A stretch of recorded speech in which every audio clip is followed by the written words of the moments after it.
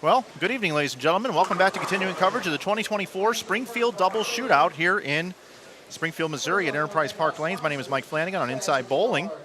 Glad you're with us here tonight as we are getting ready to cut down after this squad to the top fourth of the field to tomorrow morning's advancers round. It'll start at 8:30 a.m. I want to thank our sponsors, C300, that's known as Columbia 300, Brunswick, and Track. If you're looking for a new bowling ball, bags, shoes, accessories, check out those three brands. You can also purchase them at InsideBowling.com, the website on the bottom left, which is ours.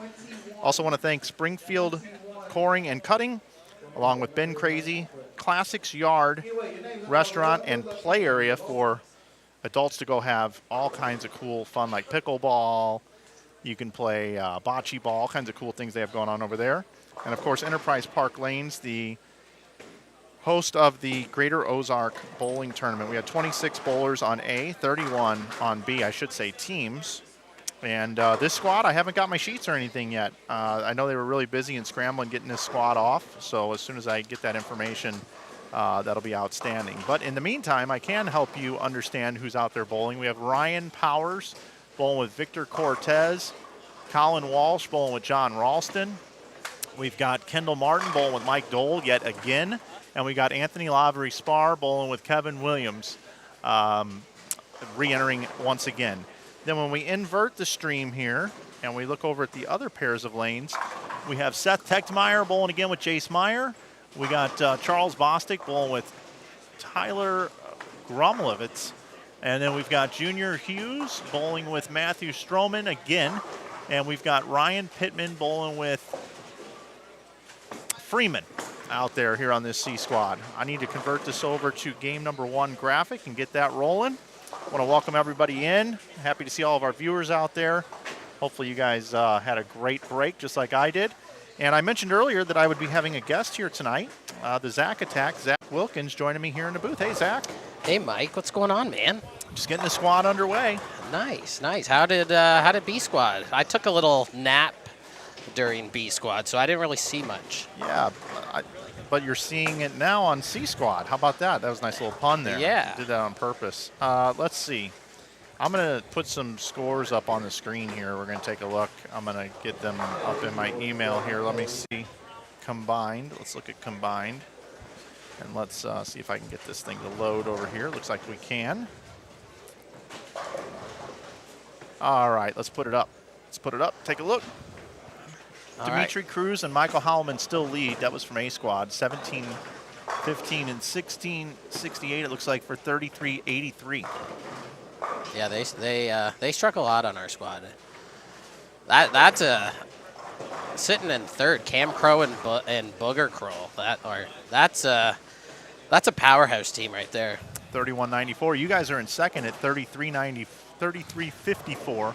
And there's quite a bit of a gap between second and third if you don't notice that right there. Yeah, I wonder if the re-oil made the lanes any tougher. Usually when you get a re-oil, the middles can be a little bit flatter. They don't hook as much to the right. I wonder if that had any influence. I thought they hooked a lot from the get-go in the middle of the lane, and I thought the whole squad played them too deep to start. Okay. I think they needed to preserve the pattern a little bit. So they saw us go a little further left probably. And they all started there. Oh, yeah.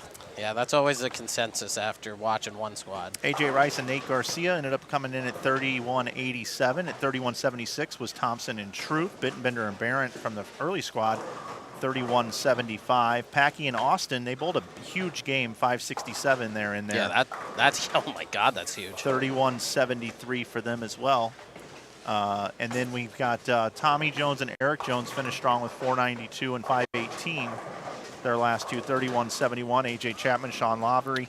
They are the defending champions here. They sit at 31.62. Those are some strong teams. Oh, yeah. Holy smokes. Aaron O'Brien and Eddie Bird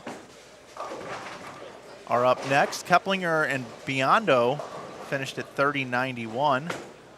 Jason Britton and Matt Harper, can't really see the score there, but they're next in line. Casey Murphy and Tyler Corbin.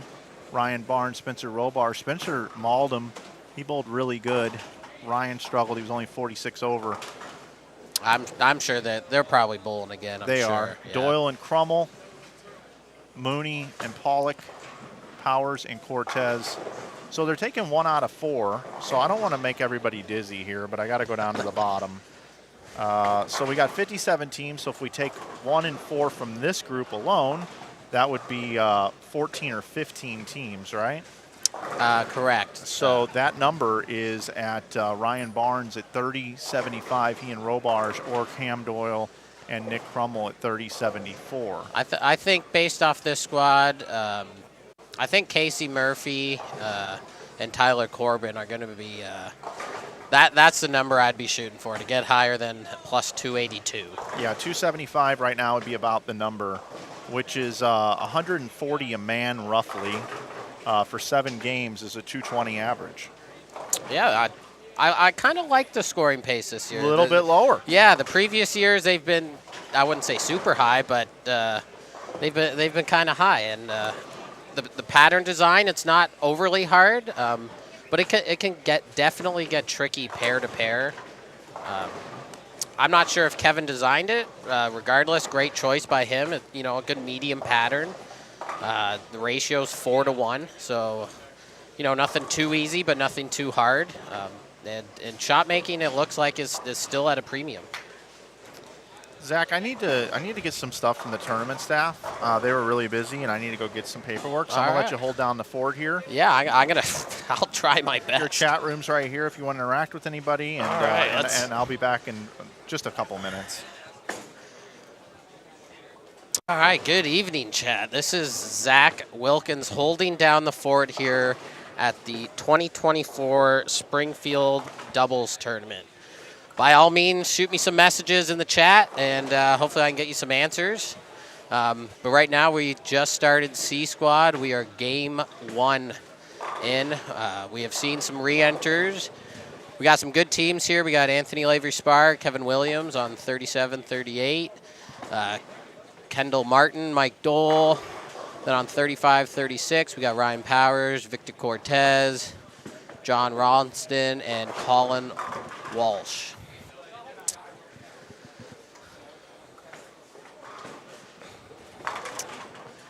All right, chat. What do we got going on here? We got a question from John Chapman. Zach, how many sets are there on this squad? Set-wise, they're bowling 7 games. This is the 3rd block of the day. This is the final block. After they bowl 7 games tonight, they will probably cut to 20 to 21 teams. And then we'll come back tomorrow, bowl 5 more games in the cashers round. After that, they'll cut to 16, I believe. The top 4 get 2-round buys, and then 5th through 8th will get a 1-round buy.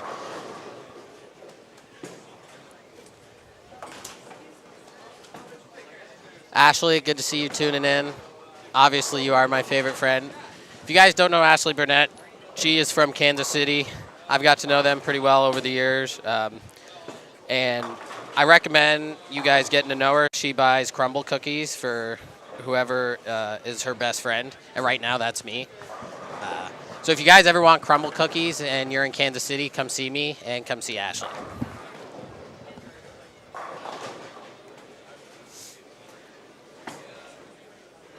Oh, Paul definitely brings up a good point. Happy Dads.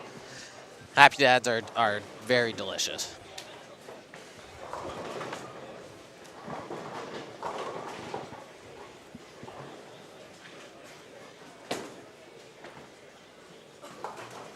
We got a balk on 37 from Kevin. Looks like he swallowed something down the wrong tube. He's taking a breather, taking a break.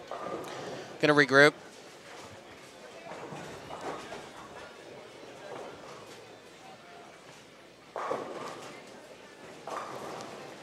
Jonathan Haas, what's up, man? Hope to see you tomorrow.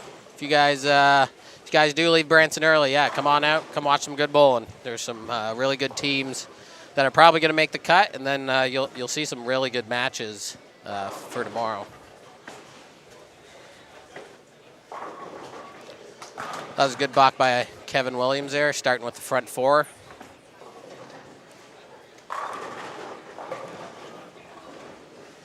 Oh, and a good messenger there, slapping it out from Colin Walsh. Gets the double, gets him back into it a little bit to start the first game.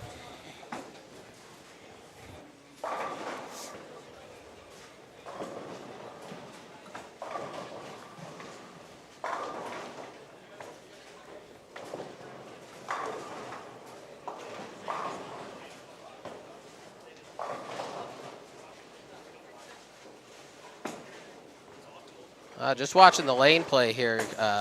Very first game, guys. It looks like they're trying to play them a little bit straighter. I think they learned a little bit from B squad that if you go a little too far left too quick, then they do not get any easier throughout the entirety of the block. So I think this squad scores might get a little bit higher if they continue to play them a little bit further right and let them to develop. Zach, I'm back. Oh, hey, Mike. And I'm going to let everybody know who's on this squad. Donnie Wilson and Brian Kirkendall are taking another try at it. Blake Demore and Wesley Edwards also taking another try. Tyler Corbin, Casey Murphy, they're back again. Eric Kent and Jordan Babcock, they are new players in this one, first entries. Chris Arcaro and Nick Christie, they are also first entries, and I expect them to do very well. Eugene Beeks and Nicholas Reed, they are re-entered. Jason Britton and Matt Harper are re-entered. Billy Hibbert and Chris Hill are new to the squad here. Tony Resnick and Cody Aldrich are re-entering. Darren Bloomquist and Mike Peck also re-entering. James Murphy and Danny Bradley re-entering. Crummel and Doyle re-entering. Katie Furzy and Sarah Clausen bowling together. They are bowling for the first time. Braden Sanders and Parker Watson also bowling for the first time. CJ Petrin and Jake DeVoe re-entered. Robars and Barnes are back for another try at it. Seth Tegmeyer and Jace Meyer are back at it. Charles Bostic and Tyler Grommelifts, they are bowling for the first time. Junior Hughes and Matthew Stroman are re-entered. Daniel Freeman and Ryan Pittman bowling for the first time. Braylon Thomas and Michael Benz, first-timers. Josh Imhoff, Corey Smith taking another try at it. Cameron Brundage and Roger Harford bowling for the first time. Stubblefield and Celerio bowling for the second time.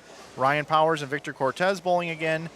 Colin Walsh and John Ralston bowling again. Kendall Martin, Mike Dole bowling again. And ALS and Kevin Williams re-entering as well. That's our field here. So it's 2, 4, 6, 8, 10, 12, 14, 16, 18, 20, 22, 24, 26, 28 teams on this squad. So that'll give us a total of 85 teams, I believe. 15, carry the 1, 3, 6, that's 85 teams. All right, my Canadian math is still good. So they're going to take 21, I would assume. That sounds about right. 21 to tomorrow, maybe 22 if they round up, but right now it looks like 21 will advance in cash in this event. So always just set this right here. If we need to reference it for any reason, and we'll have our scores coming in. Perfect. After each game. They've been killing it in the tournament office. Yeah, they've been doing a really good job. Very good job. Cost for entering the tournament was $500 a team, I believe. Correct. We are not going to be covering a youth shootout here tomorrow. It'll be just this event here. That's all we got for you here on this channel. Now you can see, I'm not sure what Anthony's attack was in B squad, but it looks like he's thrown urethane first game. So probably trying to blend that the flatness of the middle part of the lane to begin with here in the game one. Yeah, Zach, I mean, you bowled, I didn't, but I watched a lot of bowling balls going down the lane, and it just seems like as soon as you get it into the track, it just wants to hook, and there's no help. There is no hold in the center of the lane. Zero, especially to start. Zero. So for a player to bowl extremely well on this that's right-handed, I feel like they have to get themselves steep enough that they have to develop miss room to the right, not miss room to the left. Correct. Because it's almost impossible to create miss room to the left. Yeah, I feel the only way you can really create the miss room to the left is if you spin it a little bit, and not many of the right-handers here spin it anymore. No. So you got to create your miss room to the right to where if you do get it, going out a little bit too far, you're going to get that light hit and still have a chance to strike. Correct. You also can't overhit the ball. You almost got to be a little nice to it at the bottom. If you overhit it, you got no chance. Oh, 100%. Yeah, you try to jam one in, up the lane, and it'll just break loose immediately. Interesting question for you here. Norm Duke, if he was bowling on this pattern, how do you think he would be playing them? He'd be dead knuckling them up the track. Yeah, he would, wouldn't he? Oh, and he would whack them. Yep. Absolutely whack them. Yep. He would knuckle them up the track. Yeah, I feel like all the goats in our industry would thrive on a pattern like this. Like they've bowled on all the dirt before. They've seen the easy stuff. They've seen, the harder stuff nowadays. But you put them on this, man, they're just going to show us why they're the best.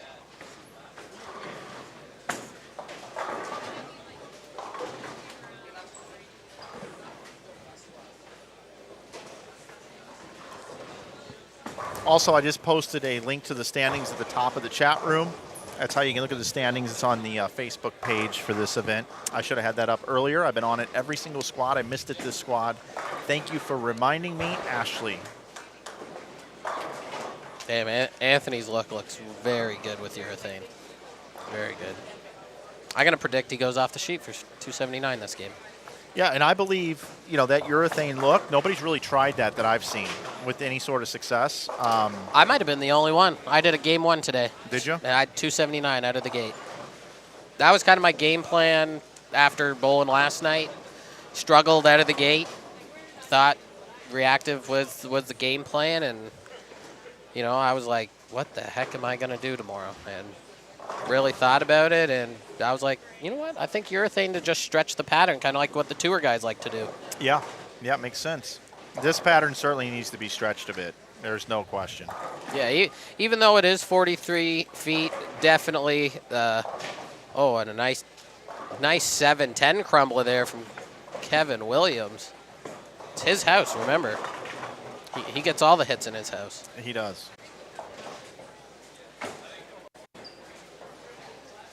He hasn't been bowling real well lately, self-admittedly. He said he's just kind of struggling. And I didn't know this either, but he was struggling with some vertigo not too long ago. Oh, wow. He's been having just some health issues. I saw him when I walked in. He goes, "Hey, Mike, how's it going?" I go, "Hey, bud, how you doing? I'm happy to be here," or whatever. And he goes, "Oh, it's great to have you." I said, "How you doing?" And he goes, "I've been better." I'm like, "Oh, shit." I'm not used to hearing that. I'm like, and he was just like, yeah, I've been better. Dude, vertigo's a real thing. I mean, just getting dizzy. And I mean, that's the last thing you probably want to be seeing 20 pins out there. Yeah. But that's been a while ago now. Okay. So. Yeah, I know. I noticed he was in the chat earlier while I was bowling on A squad.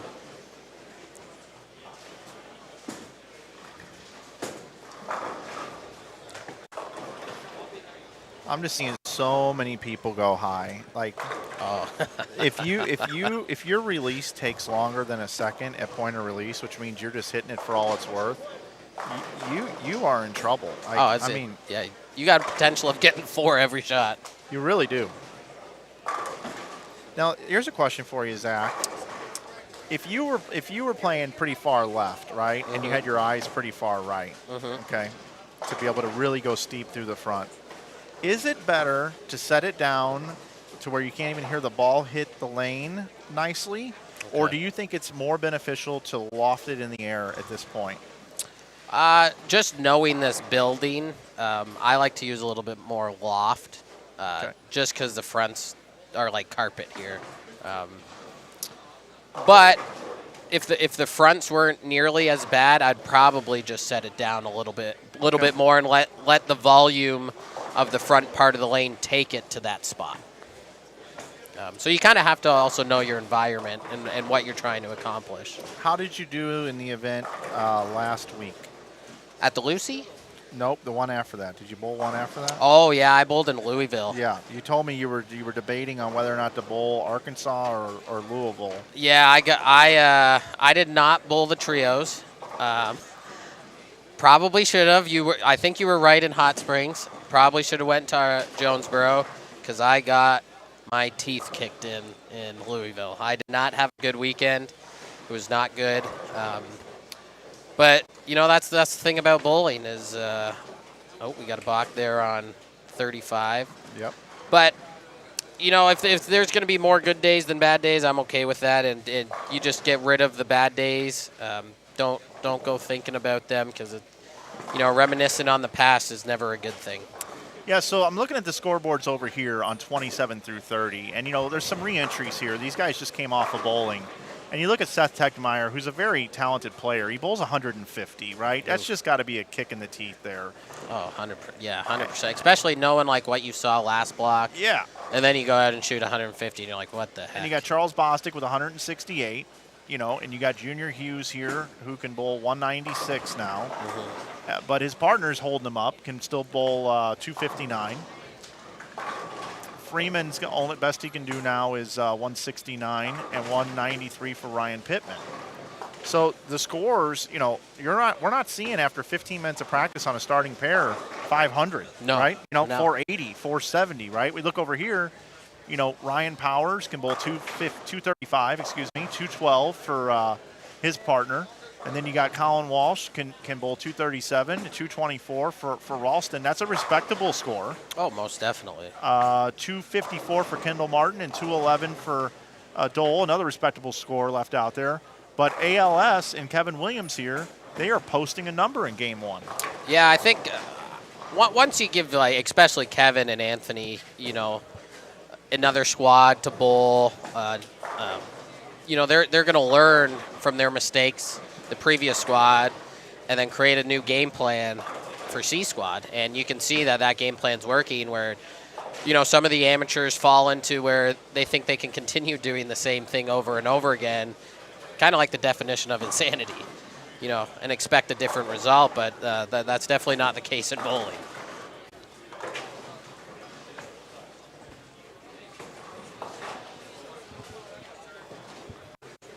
I appreciate you wanting to come over and spend some time here. Yeah, with me. I had a blast in Hot Springs, Arkansas. It was a lot of fun. Well, that's wonderful. I always no. You're welcome anytime, man. Anytime.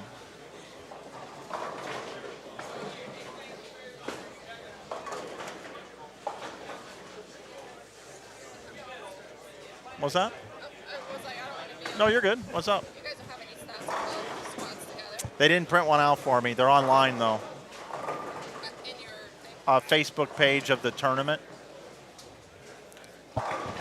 Yeah, I think it's on Inside Bowling. Yeah, Kim's been updating also. It's on Inside Bowling. At the end of the squad, she puts it on there. Thank you. Yep. Every time I walk by, I'm like, I don't put my head around here. No, you're good. You're good. No worries.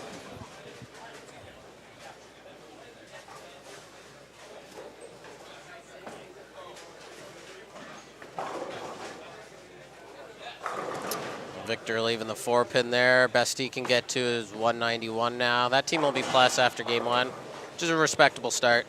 Definitely want to be plus after game one and try to navigate pair to pair as best as possible.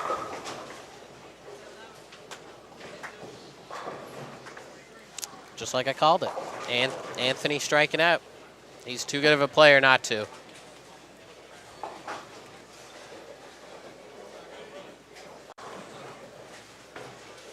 So were your breaks a little bit longer today?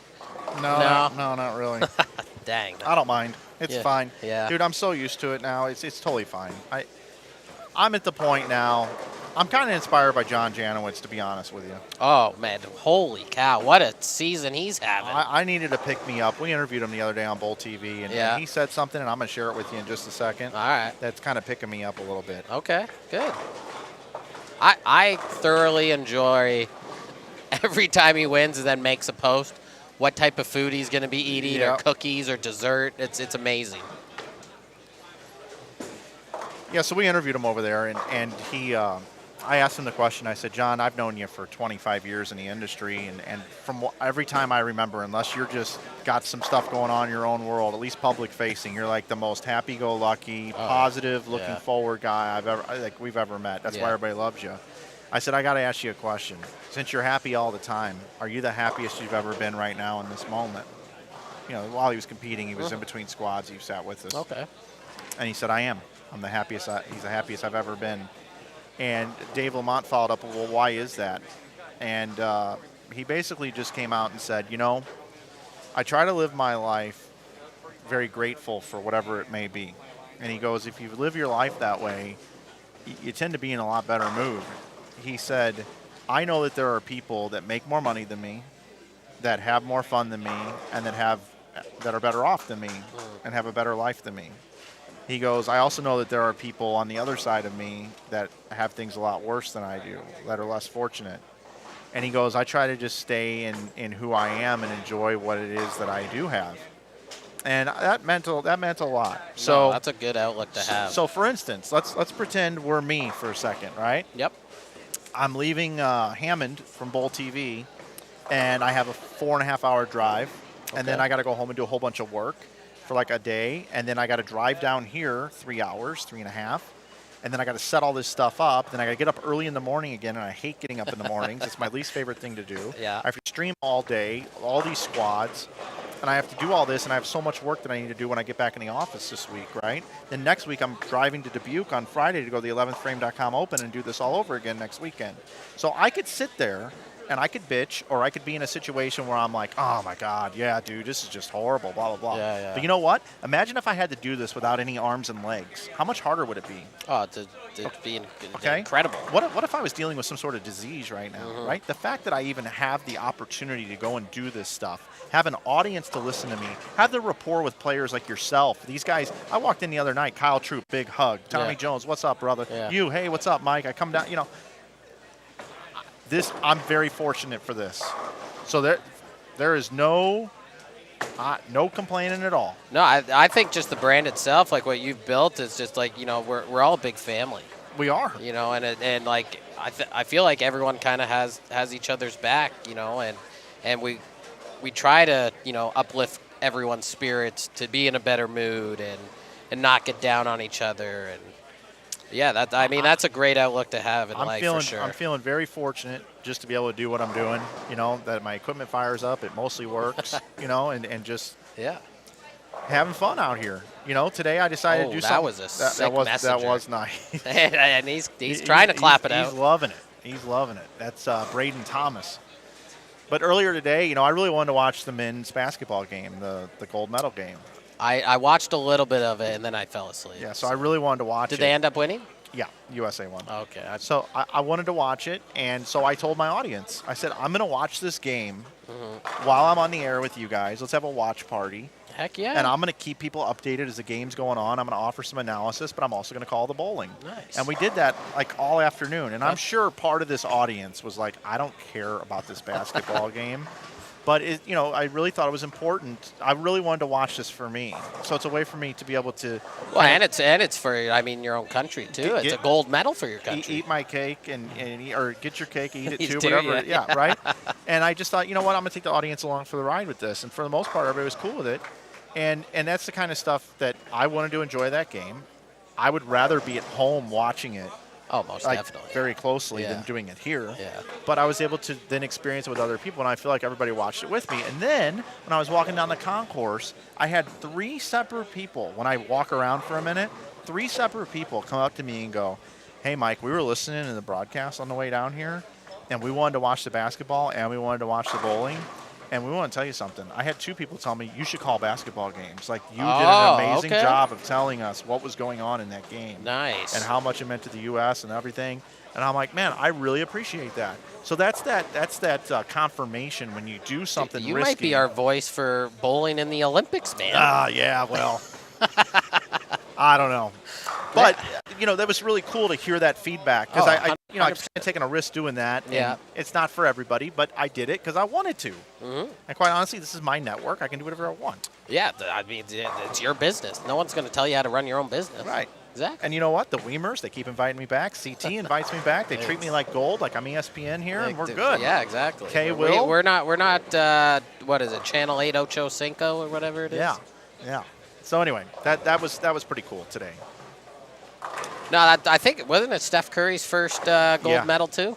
Well, yeah, it was the first Olympics he ever played in. Oh, wow. Yeah, and the thing I was telling everybody, and I took this from the Dan Patrick show this week, but when basketball is all said and done here, now he's 7-10s after getting the 10 out late on the last one in the right lane, by the way. Has anyone made the 7-10 No, in Hot Spring? No, I haven't seen it. All right. But LeBron James and Steph Curry are going to go down as 2 of the top 10 NBA players of all time. And Kevin Durant arguably is. Yeah. Arguably might make it in there. But he is the #1 scorer in Olympic history ever. KD? KD, ever. He's got more points than anybody in the Olympics, ever. Dang. Okay? So those 3 guys on the court at the same time, you will never see that in your lifetime, those 3 caliber players. You don't think they'll play in 2028? No, they're all going to be over 40. Like LeBron's going to be like 44 or 46, I think it is. Oh, gee, yeah, there's no way. Okay? Yeah, it ain't happening. Oh. So today that's a dynasty team. So today what took place, I'm never going to see. This is almost like an eclipse or like a Northern Lights in the middle of the, like you just don't see it. Yeah, facts. And it's one of those moments I had to tune in. Dude, 100%. I hope everyone enjoyed it. Yeah, I think that's perfect. we all did, and you know, ties in for our country. I mean, and then all-star games are fun, but there's no defense. It doesn't mean anything. No. But how about putting together the best basketball players in our country and it meaning something? So do you think that team is arguably better than when like MJ? I'm going to say no. No? Okay. I'm going to say no, okay? Okay, why? But I'm not emphatically saying no. Okay. And I really don't want to have to compare the two, to be honest. Okay, that's fair. But hey, that's fair. Kevin Williams said the same thing. We were sitting here, and he's like, "No, this team's better than that one." And basketball is different now. Oh, I completely agree. Here's the thing: the rest of the world is caught up. Yeah. The rest of the world is very good. When MJ and them put together the dream teams, the other countries weren't as good as they are now. They just weren't as strong, weren't as fast, as talented. But I still think though that the older team was better. Yeah, they're probably wiser. Right. They're like the goats of the bowling. They just think better. So they just think smarter. But I'm going to tell you right now, if you ask me the same question in bowling, would I rather take Duke and Weber in their prime and Like Walter Ray and those guys up against EJ, Simo, Belmo, and this group right now? Troop as well, yeah. I'd still take the old guys. Yeah? But that's just me. That's just me. Yeah, and I love all the new guys. Dude, right? I guarantee you, my parents are probably listening right now. My dad would say the same thing. He would take the old guys. But here's the thing, okay? It's moments that you have in a part of your life when you're younger that you cherish more. So like if you were like, hey, what's better, Power Rangers or Voltron? I'm going to pick Voltron all day because Voltron was on when I was a kid. Okay. See, now I don't even know what I would pick Power Rangers because I know what that is. Exactly. That's what I don't mean. even know what Voltron is. Yeah. So that's what I'm talking about, right? That's the difference. I'm going to take the older one every single time. Would I rather have Adam Levine or Billy Joel? I'm going to take Billy Joel. Okay. Yeah, I like both. I see, I that's do the like thing. both. I like both Yeah, too. I think yeah. Adam Levine is the most underrated singer right now in a male category. Okay. But I'd still take Billy Joel over him. There's this one singer. He's from Falling in Reverse, which is more of like a screamo band. Mm-hmm. But if you actually really listen to his vocals, his range is unbelievable. He can do like the Billy Joel stuff, but he can also do like the screaming stuff, and it's unbelievable. I'll have to check it out. So we've got someone screaming for you to answer a question. Oh, okay. What's the question? The question is from Nalkazex, are you a happy dad? That's what they want. Wow, I am wearing a Happy Dad hat. We wore it all day today. We even got my home bowling center now to stock up on Happy Dads just for me for league. It's amazing. I also want to give a shout out to Jesse Curiel in the chat, our homie. And Jesse, if you're still listening, I think your comment was a while ago. But Jesse, I've got my full apparel thing rolling, brother. We've got a storefront now and everything. Hit me up, text me, and I can get with you on what we were talking about. I wasn't really in a good place before, but now I'm ready to rock and roll and help you out with that. Hope you're doing well, my friend.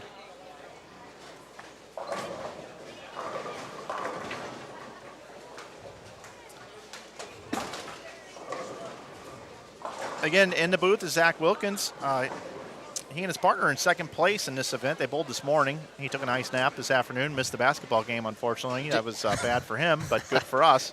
And he decided he'd come over and spend some time with us tonight, and I'm really grateful for that. Dude, it's actually funny. So how my morning started, I never really looked to see I kind of briefly skim over to see what times we start. So I skimmed over it, saw 8 a.m. I was like, all right, that's fine. 8 a.m. squad, nothing wrong with that. So I wake up, get up at 6 o'clock, shower, go get my coffee, go get my breakfast, pull into the parking lot about 7:20, and I'm looking around, and I'm like, why is there no cars? Like, it's 7:20. We got 40 minutes until we're bowling, and there's no cars. And I was like, okay, maybe I'm just a tad early. I walk in. Jessica's like, what are you doing here? I said, I thought we started at 8. She's like, no, that's check-in, dumbass. I was like, oh, my. Wow. I was like, all right. Taylor Maxfield is upset with me. So here's what I like to do with people that are upset with me. You can find a picture of me on the internet, and I want you to They're everywhere. Print it out or get it even bigger at Walgreens. They run 50% off coupons all the time. You can find one on Google. Nice. Go ahead and print out a big picture of me and then you can go get some darts, and go ahead and tack me up on a tree, and just pummel me with the darts. I am so sorry, Taylor, that I wasn't able to put you on the big screen in B Squad. Now, everybody gets on the bigger section of this at some point because I always check in on the scores. Yeah. Now, if Kevin and I were off on some tangent or something and I never brought you up, I apologize. But here's what I typically do with this, right? So I try to show the folks that are a little more recognizable. And look, I know that probably doesn't feel great. It probably stings a little bit, but that's just kind of how it is. So whenever I have players that are a little more followed, or that I think if I polled the audience, who do you want to watch, they're going to pick that group, that's typically where I go for a majority. But I have built this picture-in-picture to where you still get to see every ball thrown by the other pair. And that was something that I kind of innovated. Now Emil Williams Jr. is doing with Bullstream TV, and there's no ill will ever. If I want both people on the big screen right now. And if I could afford to add a whole bunch more computers at about 5,000 per stream, which one day I might do it. I just might bite the bullet and do it. I would love to put more out there. That means subscribe to his channel, like his channel, buy the merch. Yeah, get everything for this man so we can get more bigger screens out there. I will tell you, bowling would be in a better place if I was filthy rich. I'm serious. I would give money away. It'd be like win Ben Stein's money. I would give money away. I would say, you know what? I'm going to have a tournament in St. Louis, and it's going to pay 50 grand for first. I might have a goofy format, but you know what? People show up. Oh, I'm sure your brain's got so many different formats out there. It'd be unbelievable. Yeah, I like to do fun things. But anyway, so my apologies there, my man. I didn't mean that. I didn't mean that to not get you taken care of. Yeah, and here's the other thing, Taylor. You know how you get put on the big screen? Front nine, baby. You go front nine, I'm putting you on the big screen. Heck yeah. All right, so now it's back on you. I'm calling you out. Good spare by Robard, sparing the 6-8. All right, we got standings after game one here on C Squad. TYVM. All right, let's see. I should have it in my inbox. They are all over it. They are all over it. All right, so let's do that. And let's do that. And let's bring it up on one screen right here. Here are the standings after game number one. We had a 538 bowled by ALS and Kevin Williams, and we saw it right here on our main. Chris Arcaro and Nick Christie, who I told you I liked this block. Second, 476. Petrin and DeVoe, 463. Also 463 were Robarge and Barnes. 457 was Britton and Harper. 447, Doyle and Crummel. 447, Murphy and Bradley. That's James Murphy, by the way. Colin Walsh and John Ralston had 440. 436 for Braylon Thomas and Michael Binns. Donnie Wilson and Brian Kirkendall had 435. Junior Hughes and Matthew Stroman had 429. Stubblefield and Solario had 426. Kendall Martin and Mike Dole had 421. Ryan Powers and Victor Cortez had 416, along with DeMore and Edwards. Tyler Corbin and Casey Murphy had 414, and Josh Imhoff, Corey Smith had 412. All the other scores you can see on the link that's at the top of the standings there. But there you have it. That's what's going down. That's what's happening.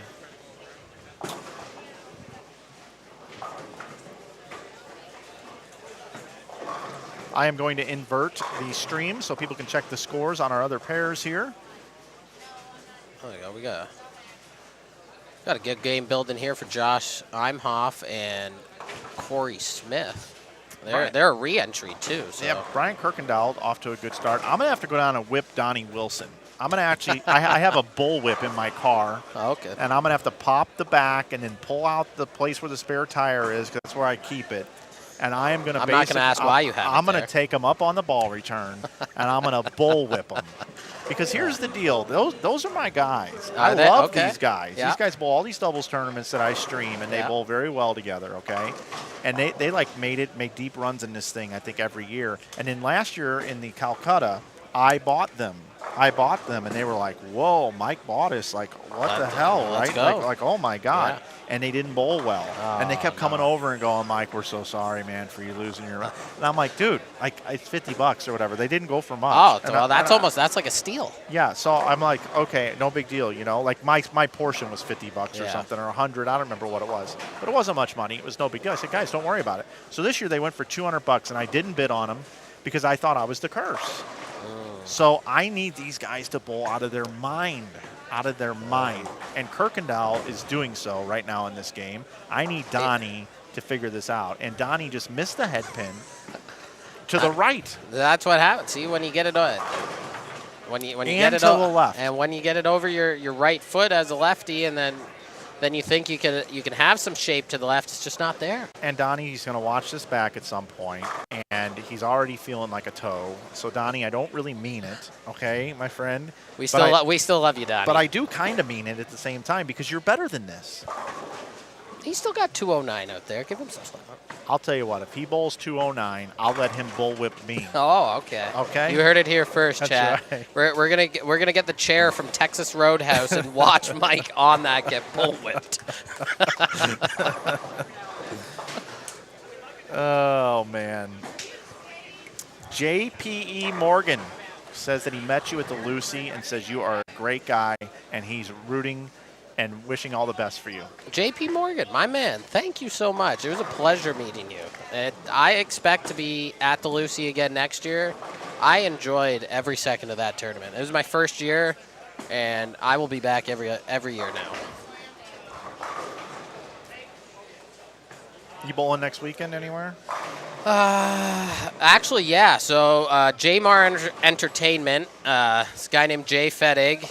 I know. Okay. I know Jay. Yeah, All right. So I know Jay very well. So last year he put together a couple of regionals. This Yep. year he now has a different sponsor called Beck TV. Yeah, Okay. All right. I know about Beck TV Yeah. also. Okay. Yeah, So oh yeah. so he's running 2 events, one in Sioux Falls, South Dakota, and the second one in Moorhead, Minnesota. So we're doing a couple of clinics. One each week, and then a bunch of us pros are going up and supporting the event, and we're gonna just have a lot of fun. He had like a barbecue and like a game stand outside. You get to interact with all the fans. So that's kind of my next 2 weeks, and then once I get back from there, I think I only have a day and a half, and then I'm off to Orlando, Florida for this tournament called the Jams. Okay. So I'm a busy guy the next month. Yeah, I'm in Dubuque next week for the 11th Frame Open. Okay. Well, when I get some downtime, I love watching the stream, Mike. Love watching the stream.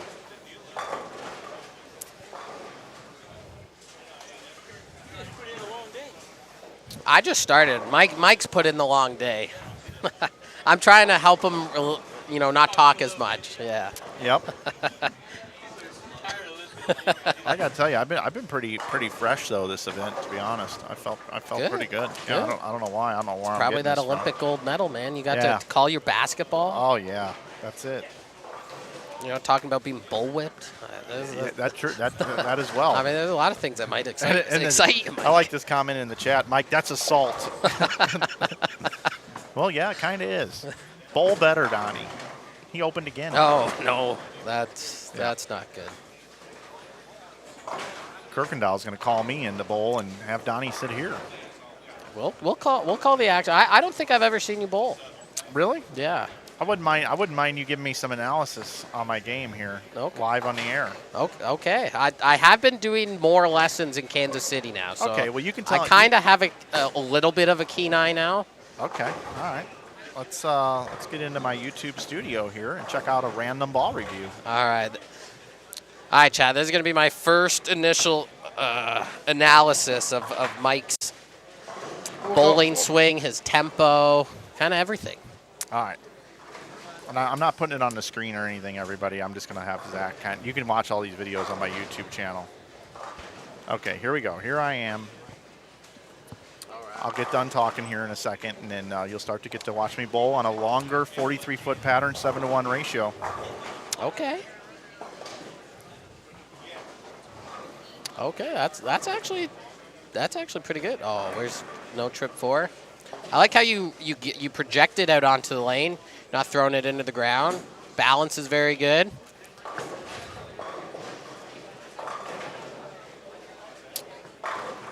I think one thing that I see, I'd like to maybe see your hand be a little bit more forward. I agree. I think you get around it a little bit, but other than that, your game's very simple, very basic. I don't slide either. I can't slide anymore for whatever reason. Hey, that's not a bad thing. There's been some approaches everywhere that are just not good anymore. So I'll be going over to the house shot in just a moment. Okay.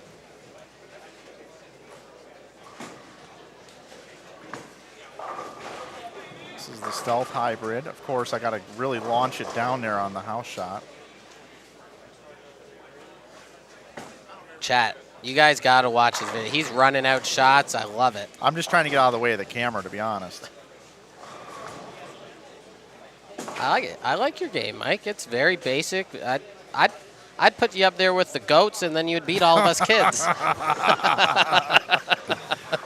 So the game's all right. Yeah, game looks great, man. I don't bowl anymore, so this is kind of a rusty. This is kind of rusty of me, but yeah, that's me with the old stealth hybrid, available on InsideBowling.com, as a matter of fact. Yeah, so when I do lessons, the one thing I really don't change much is the physical game, only because if you look around the entire world of bowling, no one throws it the exact same. Right.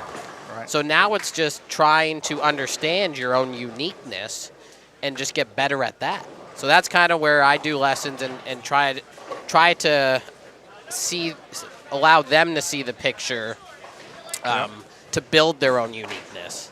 Well, and that's kind of like how I kind of became a two-hander. I had a lot of people when I converted say that is never going to work. Even my own older brother, he's like, yeah, that's never going to work. And now he's one of my biggest fans.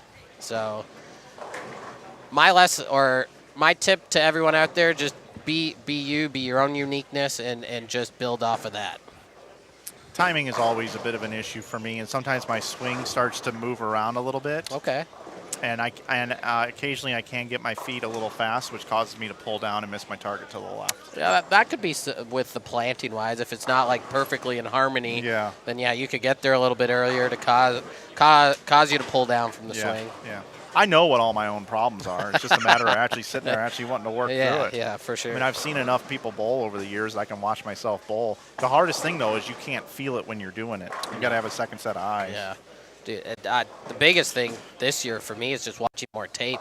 Like, just seeing yourself bowl, opens your eyes like you wouldn't even believe. Because you think, oh, I'm playing pretty far right, and the next thing you know, no, I'm playing 17 I know. at the arrows. And Dude, you're like, what? Yeah, I know. Yep. I feel like sometimes I am so far right, and I'm crossing like 11. And it's like, are you kidding me? What an idiot. Yeah. Yeah, it's tough, and I drift left and then a little bit back to the right, and so it's very difficult for me. You know, I almost need to stand in front of the ball return on the left lane. You know, just to stay for it. Yeah. Yeah. So I got a lot of bad habits in my game, but all right, Donnie, let's see if you can bail this one out. Still hanging in there. Here we go. Get there. Misses the head pin. Uh-oh.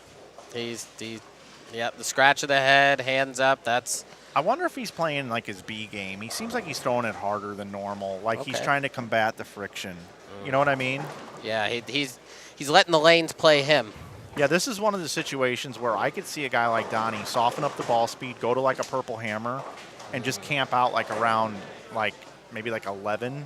Yeah, let the natural friction just funnel to the and let him hit the pocket, 8 or 9 times in a game, just to build some confidence. Yeah. And then if he wants to ball up to something like a low RG ball, like a IQ Tour or an Ion Pro or an MV Tour from Hammer, something like that.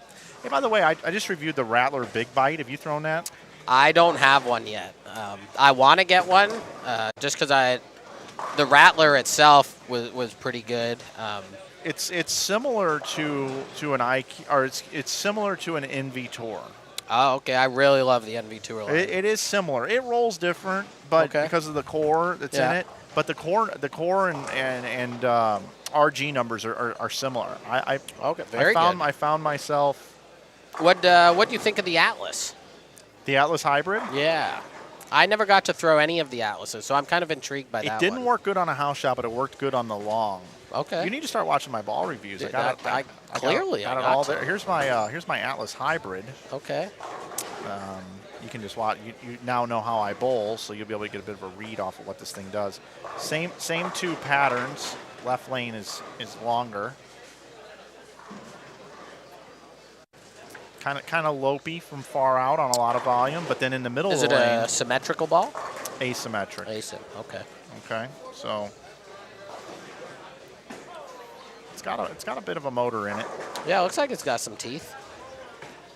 Look at that one way out by the gutter. Runs him over. Good. Randy Peterson would have called that one perfectly. I know. So there I am in. I tugged that one pretty bad. So you were feeling it though. You got all the misses and you're still striking.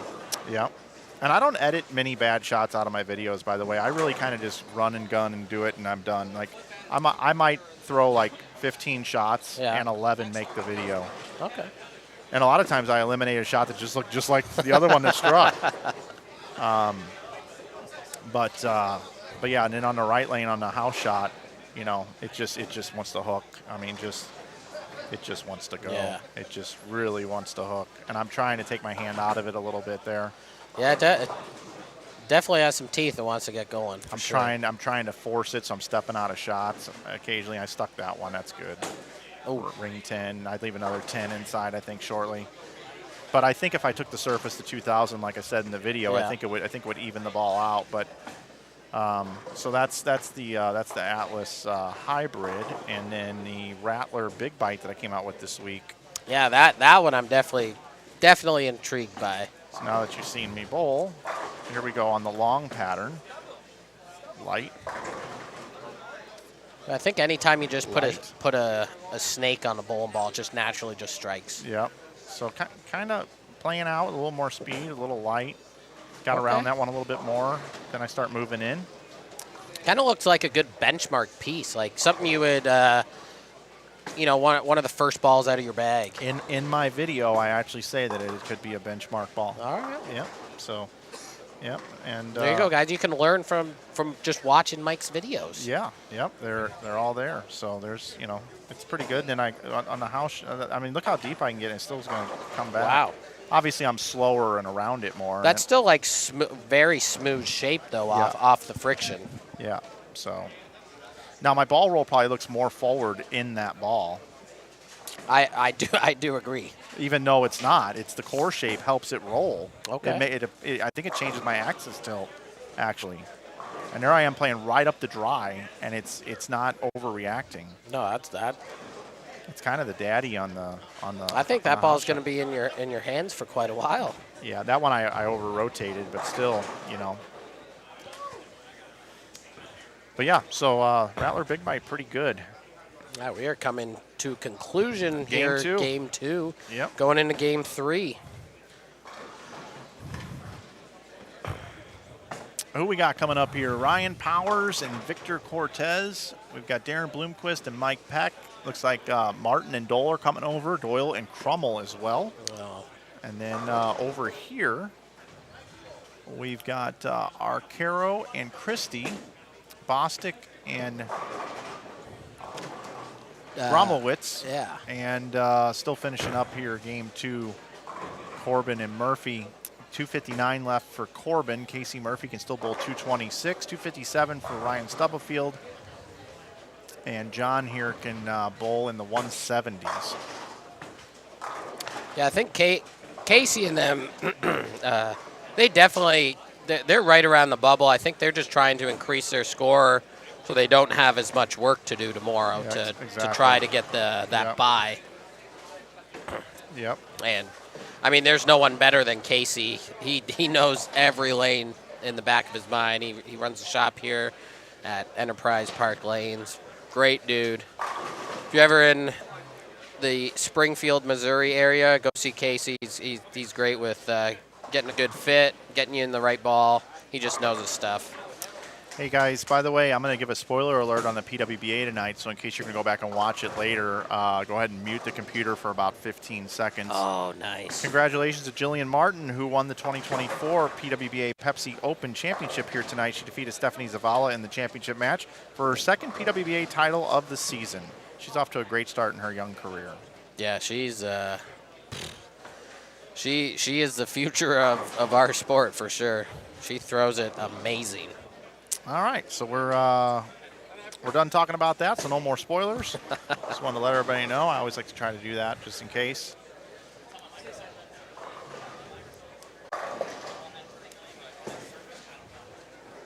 Did I ever do a review on the high speed? I did not. I did not do that one. That was a Columbia 300 ball, was it? Yeah, I drilled it. I just never got around. Sometimes I'm just so busy that I can't get to all of them. Well, especially when there's 7 balls each month. So. Dude, I just published the last video and got my email that there's 5 more coming. I've never been so like overwhelmed with bowling balls in my life. And just like trying to understand them all too, like which ones overlap, which ones fit here, which ones fit here. I also do the motive balls, and I owe those guys. I got the Pride Dynasty. Oh yeah. And I got to do that review this week. Okay. So, and I'm looking forward to it actually. No, Motive looks like they've done a very good job with the Pride line. Like they've very good. Yeah. What's funny is like I do the B7 balls and like.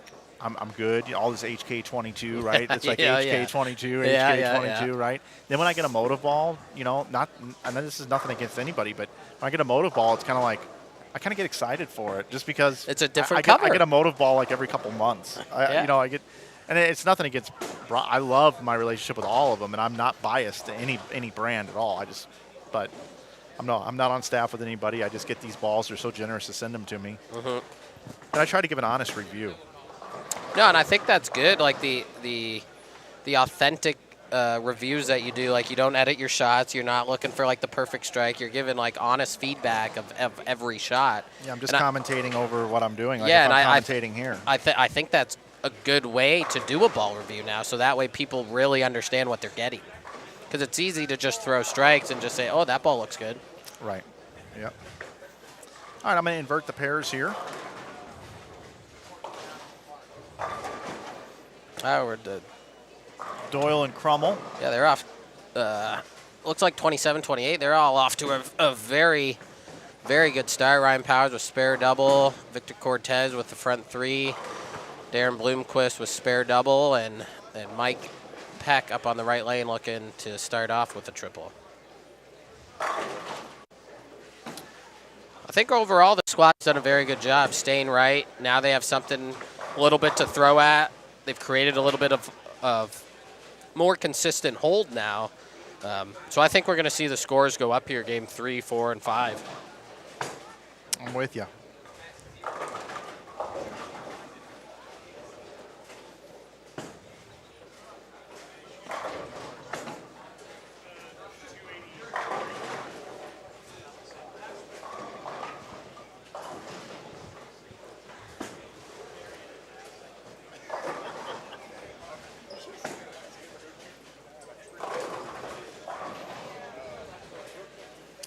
All right, we should have a game 2 update here pretty shortly.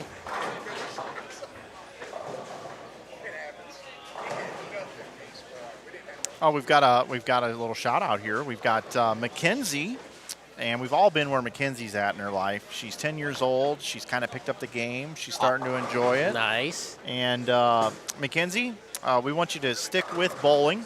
Please. Thanks for tuning into the stream tonight. Hopefully you're enjoying it.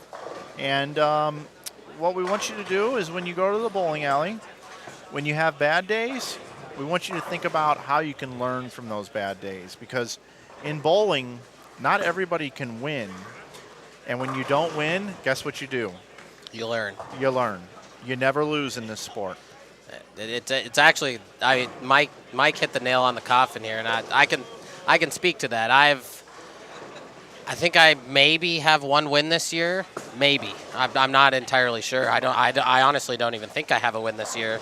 But I'm having the best year of my life, and I've yet to win. So winning is not everything. It's all about learning and understanding your own uniqueness and getting better each and every time that you do step onto the lane. So, Mackenzie, keep at it. We're rooting for you. Yep.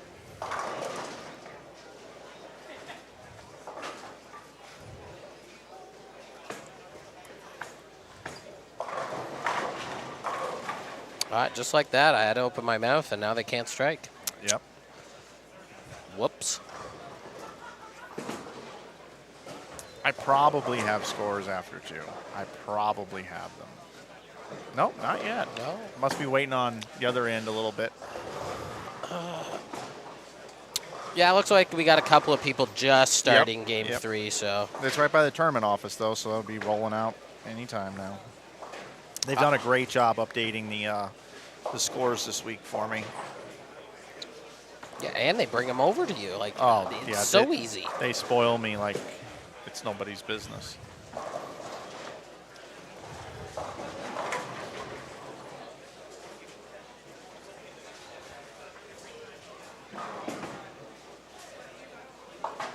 So just if you're just tuning in here, we had an A squad this morning, a B squad, 7 games each. We're on C squad right now. We're in game 3 of 7. We're talking it over with Zach Wilkins, PBA superstar. Guy has really elevated his game this year. He's joined me in the booth now a couple different times. I'm really enjoying my time with Zach, and he's very knowledgeable, and I know everybody learns a lot from you when you're in here. We appreciate it. We're at the 2024 Springfield Double Shootout event, and we're trying to figure out who's going to make it into the top 21 for tomorrow morning, who will advance to bowl 5 games at 8:30 a.m. We'll have all those games for you right here on Inside Bowling. And then when we're done with that, we're going to go into this bracket play where it's best of 3 matches this year. It was best of 5 last year. Oh, okay. They got a little long. They got a little long last year. I could feel that. And based off of this oil pattern that we have out here, I actually believe the 3-game shootout is going to be a little bit better than the 5 format. And then also, players will be able to get home a little bit earlier than they did last year. And yeah, especially if you have a flight or something to catch. Yeah, and because Springfield's kind of not near an airport, you know, it's difficult. So Kevin made that change. It never was an issue until last year, but there was a lot of deliberateness, and a lot of matches went 5 last year, and that's what caused for it to be a little bit longer. We ran into league, and it just got kind of taxing by the end of the day, and there was just a lot of lane courtesy and balks and all kinds of stuff was going on last year. Some yelling. Yeah, it just I was one of them. It just really got so this year we started at 8:30, 5 games, and then right into the bracket play, best of 3 matches. We should be wrapped up by 4.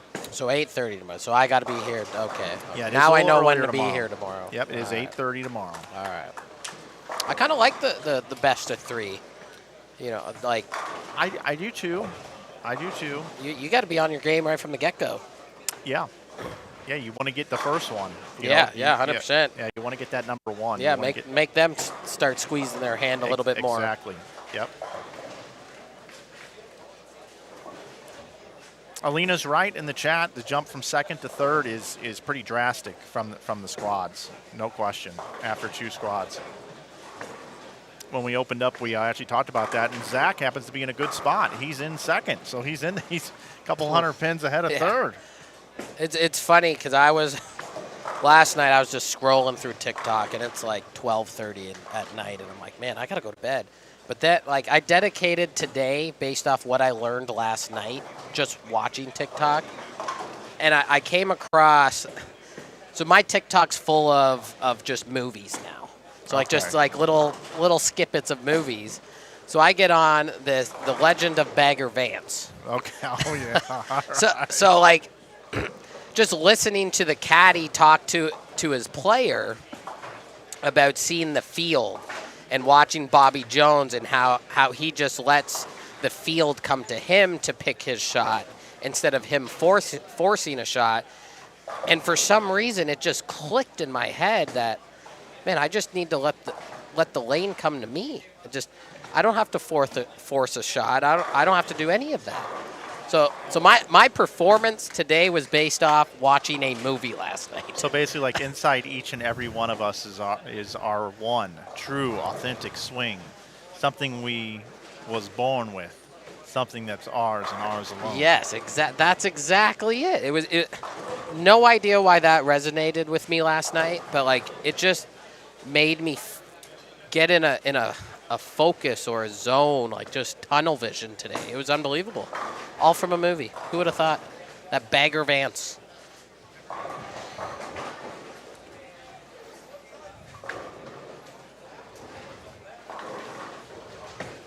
What pattern are they bowling on? Great question. I did show it earlier, but we'll pop it up real quick. It's this one right here, 2024 Springfield double shootout pattern, 43 feet in length. It's symmetrical, and it's 27 milliliters of oil, 14 on the way down, 12 on the way back, just a little bit more than that. 50 ULs on the pump, and you can see there that the shape of the pattern, you can see it has some 2-2s, but blends in kind of nicely. So this is what my dad said.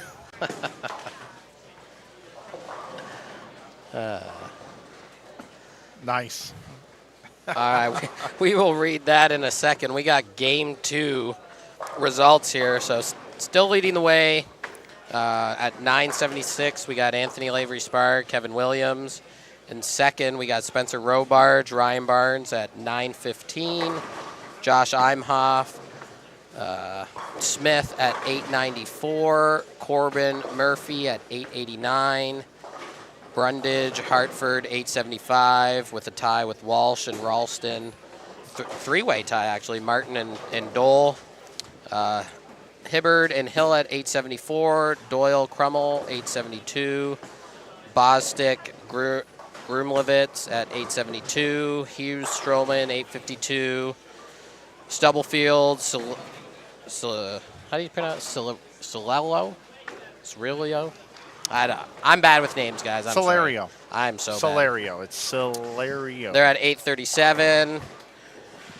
Arcaro, Christie at 836, tied with Murphy and Bradley. Resnick, Aldrich at 812. Petrin, DeVoe at 812. And rounding out the bottom, Thomas and Binns at 809. So you can see the scores aren't overly high, but like I said, I think they developed the first 2 games a little bit better, and I really think we're going to start seeing some scores here, game 3, 4, and 5.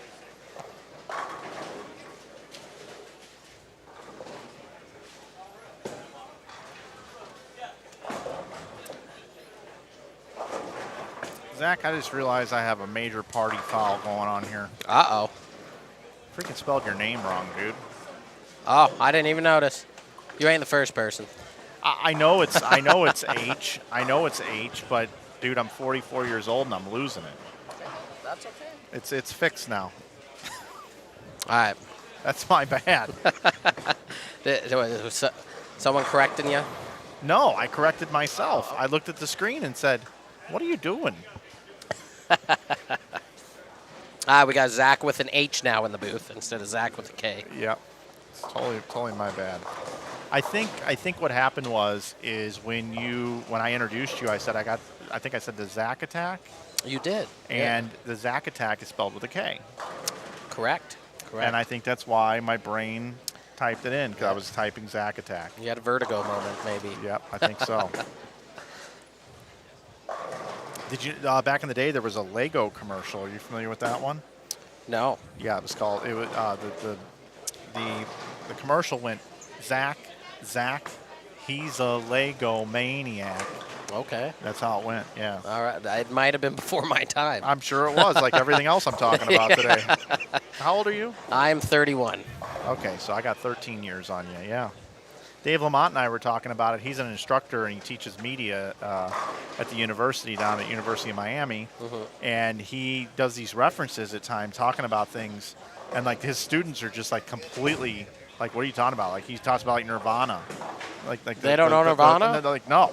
Like, oh, they don't know that the Teen Spirit? No, like, oh my goodness. Yeah, a bunch of different ones too. Like he's just like, oh my gosh, you know, like. Dang. I was working with Ebonite International for a while, and they're in the office. They were talking about movies one day, and Matt Gasson worked in the office, and we were all talking about Top Gun, and he had no idea what we were talking about. Gasson doesn't know Top Gun? At the time, he didn't. Oh, now he's all caught up, but regular old Top Gun. Dang, that's a great movie. Great movie. It's probably because he golfs cross-handed too. That's probably That's why. a good point. Yep, that's a good point.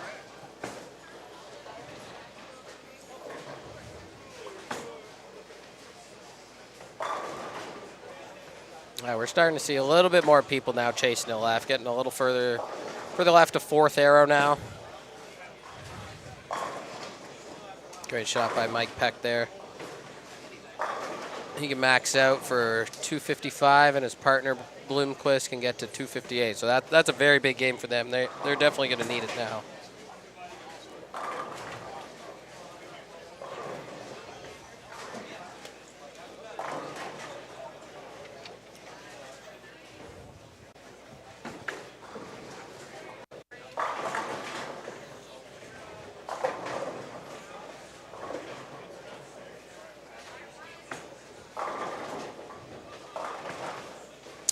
It's good to see Cameron Doyle bowl. I feel like I haven't seen him bowl in forever. Does he bowl anymore, Mike? Yeah, I don't know. He bowls, what he can get to without, Okay. being too taxing on him. But yeah, no, he's bowling. He's just bowling. He's doing really good with his job, and Oh, okay. He works for. Okay, I didn't know he had like a full-time job or anything. yeah, he helps people with their financial planning.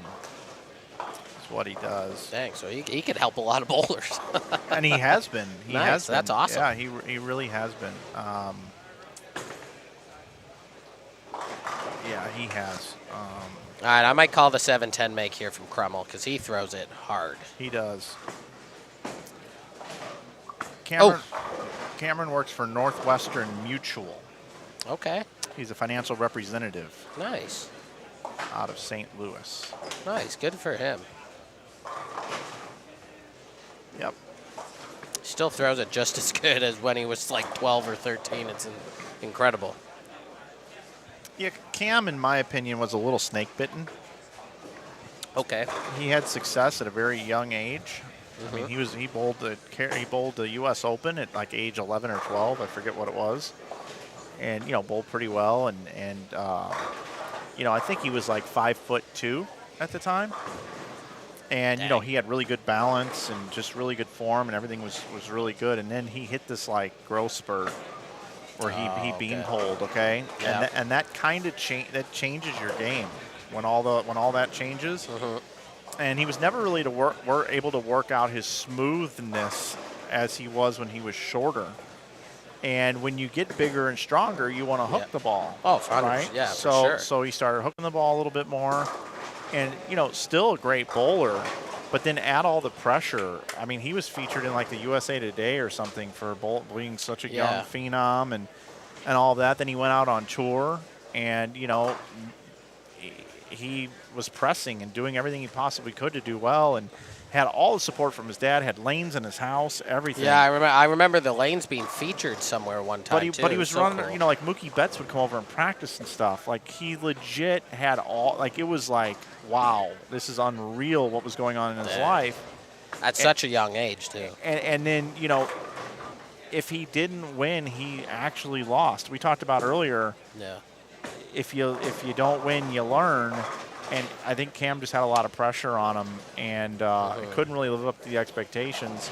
And I'm not saying that it mentally really affected him or whatever, but when there are that high of expectations, the whole sport was looking at Cameron Doyle as a disappointment because of the hype, you know what I mean?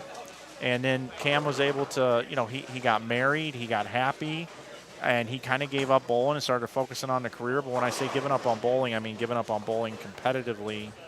On a regular basis, like on the tour. And It's now not that weekend warrior anymore. Now he's sat into this groove here where he's able to bowl with Crummel, who he hangs out in St. Louis and goes to dinner with and stuff, his buddy, right? And they're bowling a doubles tournament together, and they're able to enjoy it, and they're able to have a beer if they want to or whatever.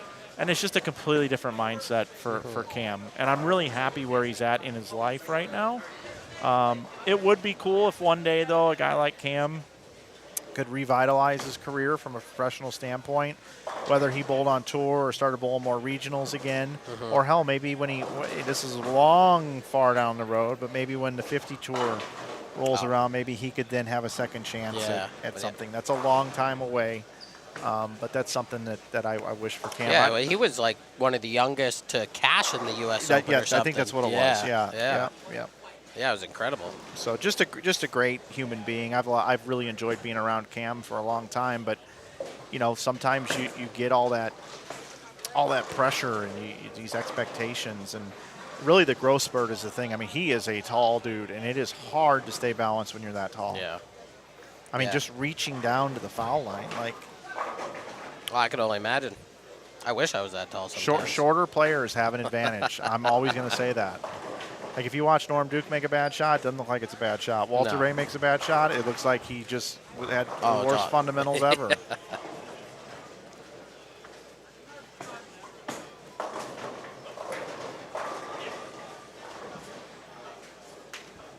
So your dad's watching tonight, huh?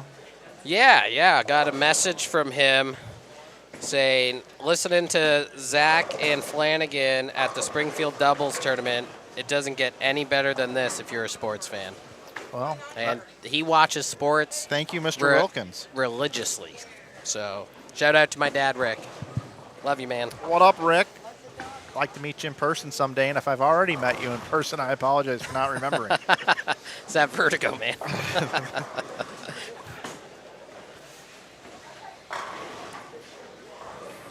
I am going to tweak that camera over there. You see the scoreboards are off just a hair? Oh, yeah. I do see that. All right, chat. You're stuck with me for about 3 minutes.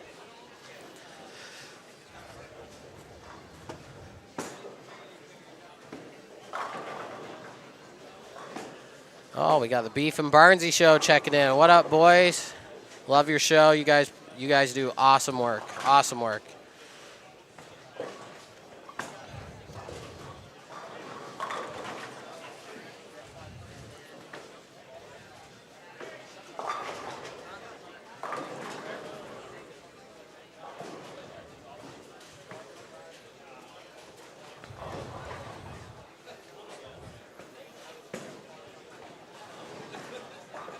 All right, we got a good set for Darren Bloomquist, Mike Peck, 235, 233 for 468. That'll definitely bring him back up into the standings. They're going to need a couple more good ones just like that. Definitely seeing some scores, especially at the lower end from what I'm looking at, a little bit higher.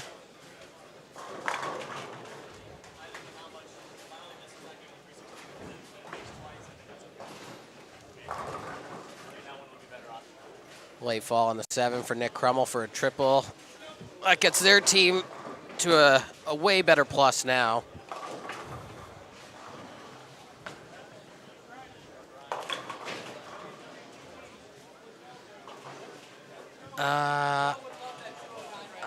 How's Spanky and Barnsey bowling? They are actually right in front of us right now.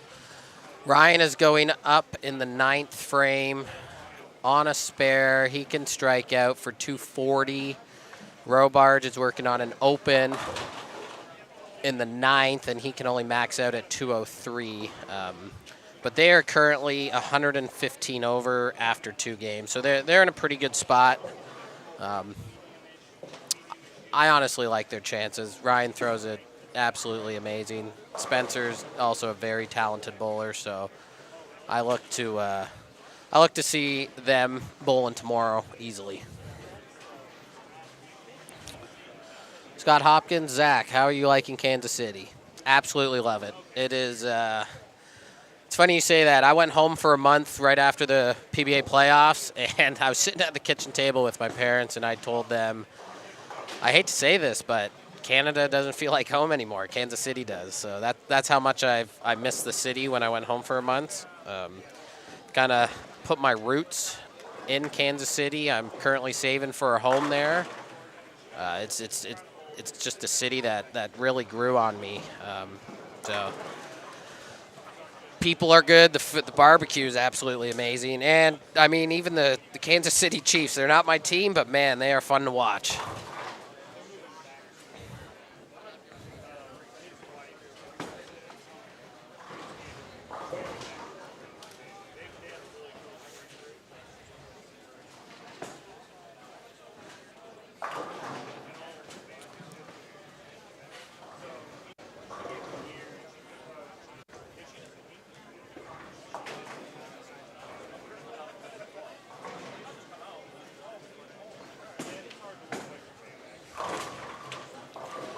All right, Spencer got the first one in the 10th and then 3-9'd. So he's only going to be able to get to 193. Ryan 4-pinned in the 9th and unfortunately missed it, so he can only get to 222. But yeah, this is a re-entry for them. Their first score is probably going to make it. Obviously, they're looking to bowl higher score so they don't have to put as much work in tomorrow to get those buys.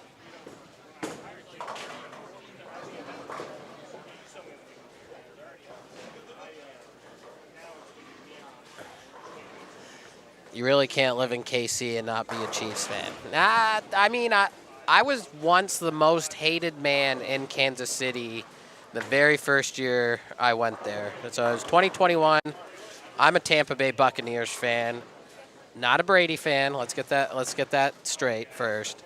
But Tampa Bay made the Super Bowl against the Chiefs.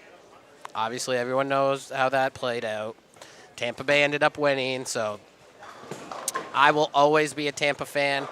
Kansas City's probably my second team now, but Tampa is coming to Kansas City this year, November 4th, Monday nighter. Bet your ass I'm going to be there, and can't wait to cheer against all those Chiefs fans. It's going to be great.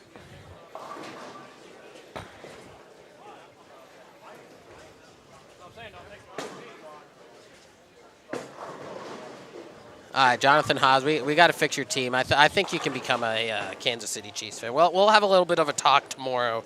If I can make them my second team, John, I think you can at least make them your second team.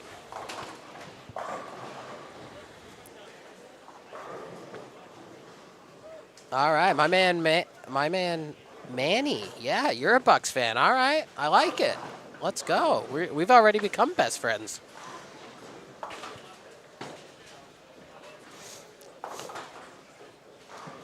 All right, so with a strike here in the 10th, Ryan Barnes is going to shoot 212, Robarge 193. So a small plus. They're definitely going to have to bowl a little bit more the next 4 games, but, I mean, they're more than capable of putting a 550 up very quickly.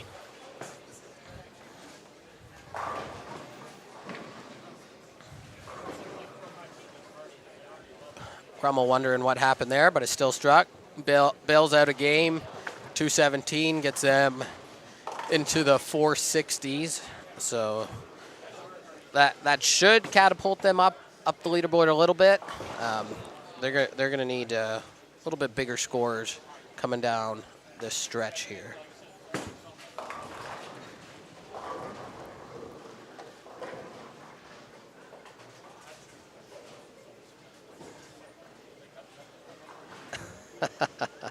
This chat's going off, Mike. I love it. We started talking about Kansas City Chiefs fans, and then and I'm a Buccaneers fan. Oh, this is a Chiefs country right here. Yeah. So back in 2021, I was the most hated person in Kansas City because I'm a Buccaneers fan, and they ended up winning the Super Bowl that year against the Chiefs. Did this camera get bumped again? I thought I corrected it. You did all that work, and now you got to go do it again. All right, Mike's slacking here, guys, but you got me in the booth, so hopefully that's good. Oh, Mike's moving it. There we go.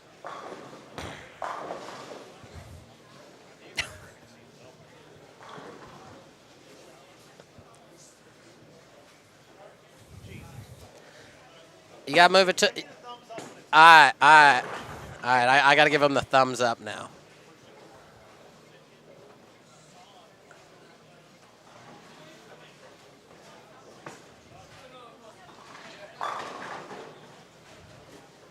I think we're a little bit more symmetrical now.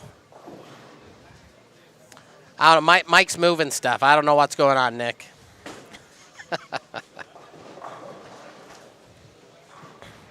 All right, that looks a lot better, Mike. Okay, there all right. I think that's pretty good. We can see their totals. We can see their names on both screens.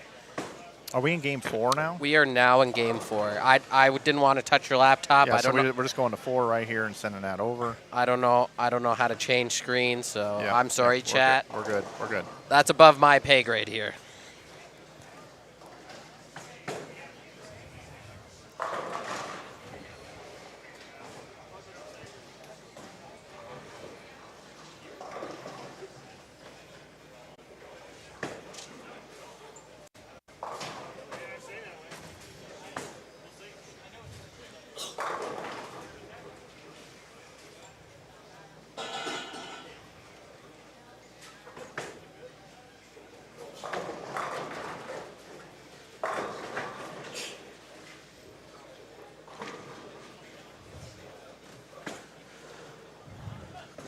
All right, 27 and 28 is bowling pretty pretty quick. They are already halfway through game 4. We got Donnie Wilson. Is that those are your people, Yeah. I think. Yeah, they're my people. Well, at least Donnie's bowling better this game. He's already got that one game already beat through 3 frames, almost. We got Eugene, we got Nicholas Reed, we got Tyler Corbin, Casey Murphy, Billy Hibbard, and Chris Hill. And then coming to our other screen, we have Tony Resnick, Cody Aldrich, Braden Sanders, Parker Watson, James Murphy, Danny Bradley, and we got Spanky, and we got Barnsey. So tune in, guys. You're going to like this one.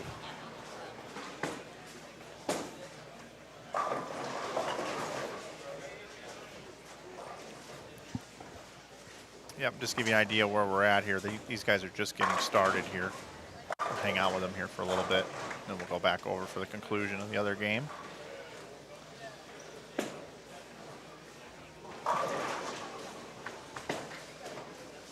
I'm trying to determine whether or not I'm going to go check out this sponsor tonight. Classics Yard. I heard, so I did, when I tuned in earlier before I took that nap, I did hear you talking about them, and they're local? Yeah. All right. I'm thinking about they serve food till 11. Okay. So we've got 4, 5, 6, 7. That's 2 hours from now. That's like 10:23. I think you'll have some time. I think if you call ahead, Well, they if might you- have your food even ready when you walk in the door. If you go there and you mention Caleb, you don't have to pay the cover. Okay. He's the owner. Nice. I just Well, walk in and say, Caleb sent me. Shout out to Caleb for the sponsor in this event. Yeah. I'm going over there. I think I'm going to go over there. Is it just kind of like a restaurant, or is it like a chicken and pickle It's type like a deal? chicken and pickle thing. Yeah, Okay, so they very got like bags and yeah. corn, or yeah, I guess bags is cornhole. Yeah, and if anybody wants to come over with a Brinks truck and wants me to break their ankles on basically any game there, just come on over, sign up. See, I might be talking more your age now, but I will play you in a game of cribbage for anything. Cribbage, okay. Yeah. Do you know how to play cribbage, Mike? So it's been a while, but let me try to reminisce a little bit here. Okay. All right. I think I've done like 15 for 2, 15 Yeah. for 2, 15 for 6, and a pair is 8, something like that. Yeah, you're close. So yeah, you basically go in 15s, which are count for 2s, and you got your runs of 3s. Yeah.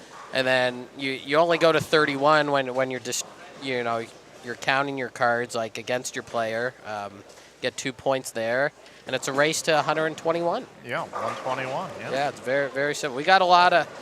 It's funny, me and Houpe, during our breaks on tour, we would just play cribbage all the time, and I think we've got a lot of the guys on tour now just playing cribbage. I know Buttriff was playing with you guys, and right here, there. Robards loves to do it now. Yeah, we're teaching the young too how to play a very old but easy game. Now the best part about cribbage for me would be going like on eBay or Amazon and trying to find the coolest cribbage boards. The one I used to play on with my parents back in the day, it had 29. Was it 29? Oh yeah. My parents had one of those. Yeah. 29. Yeah, those were pretty cool. And there was a little drawer where the pegs went underneath. Yeah. Yeah. I've seen a board at like a human-sized board. Like, it was huge. Oh wow. It was unbelievable. Like, kind of like a chicken and pickle where you're standing outside playing cribbage that way.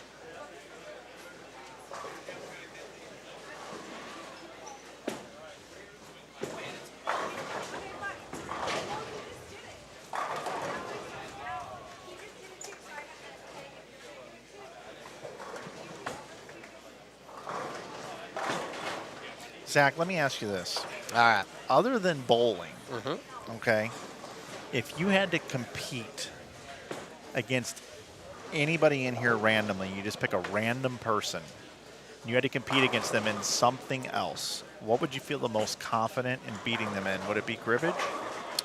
No. It'd honestly probably be golf. Okay. Yeah, for a while I was playing a lot of golf back home. Got my handicap almost to scratch. And if it wasn't for bowling, I'd probably dedicate most of my life to golf. Like my best friend back home, shout out to Wesley. He's a Canadian pro, so that's kind of like where I learned the game of golf. Kind of learned to get better at golf was with him. I think cribbage, there's a little bit of luck to it. Like, Well, there's cards, but the only person I will not play cribbage in is Tommy Jones, because he knows how to stack a deck like you wouldn't believe.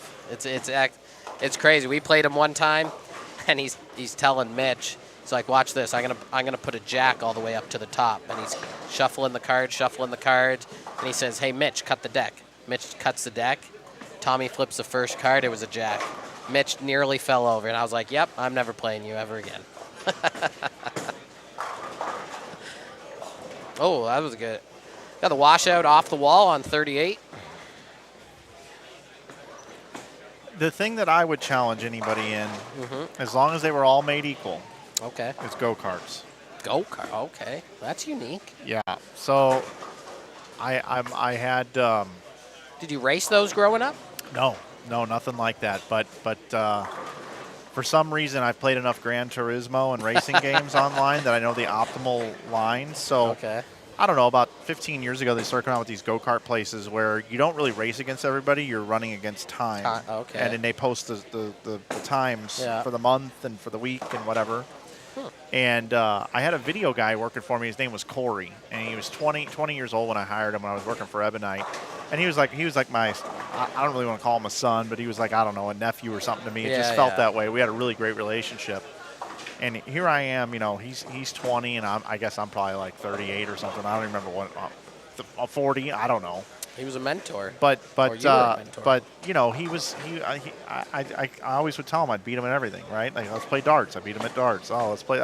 Matt Farber actually said Flanagan's good at everything that's not important. Okay. 180. So he's like, I'm like, dude, I'll destroy you in some go-karts. And he's like, oh, really? So we went to one of these time trial places, and he's ready to just dust me. And I ran the fastest time of the month out of anybody that's raced in that place.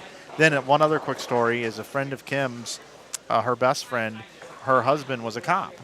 And he had to go through this training to drive the car and everything. So they came out to Utah to visit us, and we're like, hey, let's go run go-karts or whatever. And he was kind of talking a little smack. Like, oh, hey, I'm going to, Mike, I went through all this police training. I hope you're going to be okay. Challenge whatever. accepted. Dude, I'm not kidding. I lapped him. Oh, man. And he was totally dejected. So I'm like, hold on. You must have had a slow cart. So I said, we're going to go again. I'm going to get in your cart. You're going to get in mine. I lapped him again. No way. Not kidding. Oh, my And then when we looked at gosh. the little leaderboard thing, I was second fastest for the month. Dude, you got those cheat codes like Mario Kart. It's unbelievable. It's unbelievable. So that's what I would pick.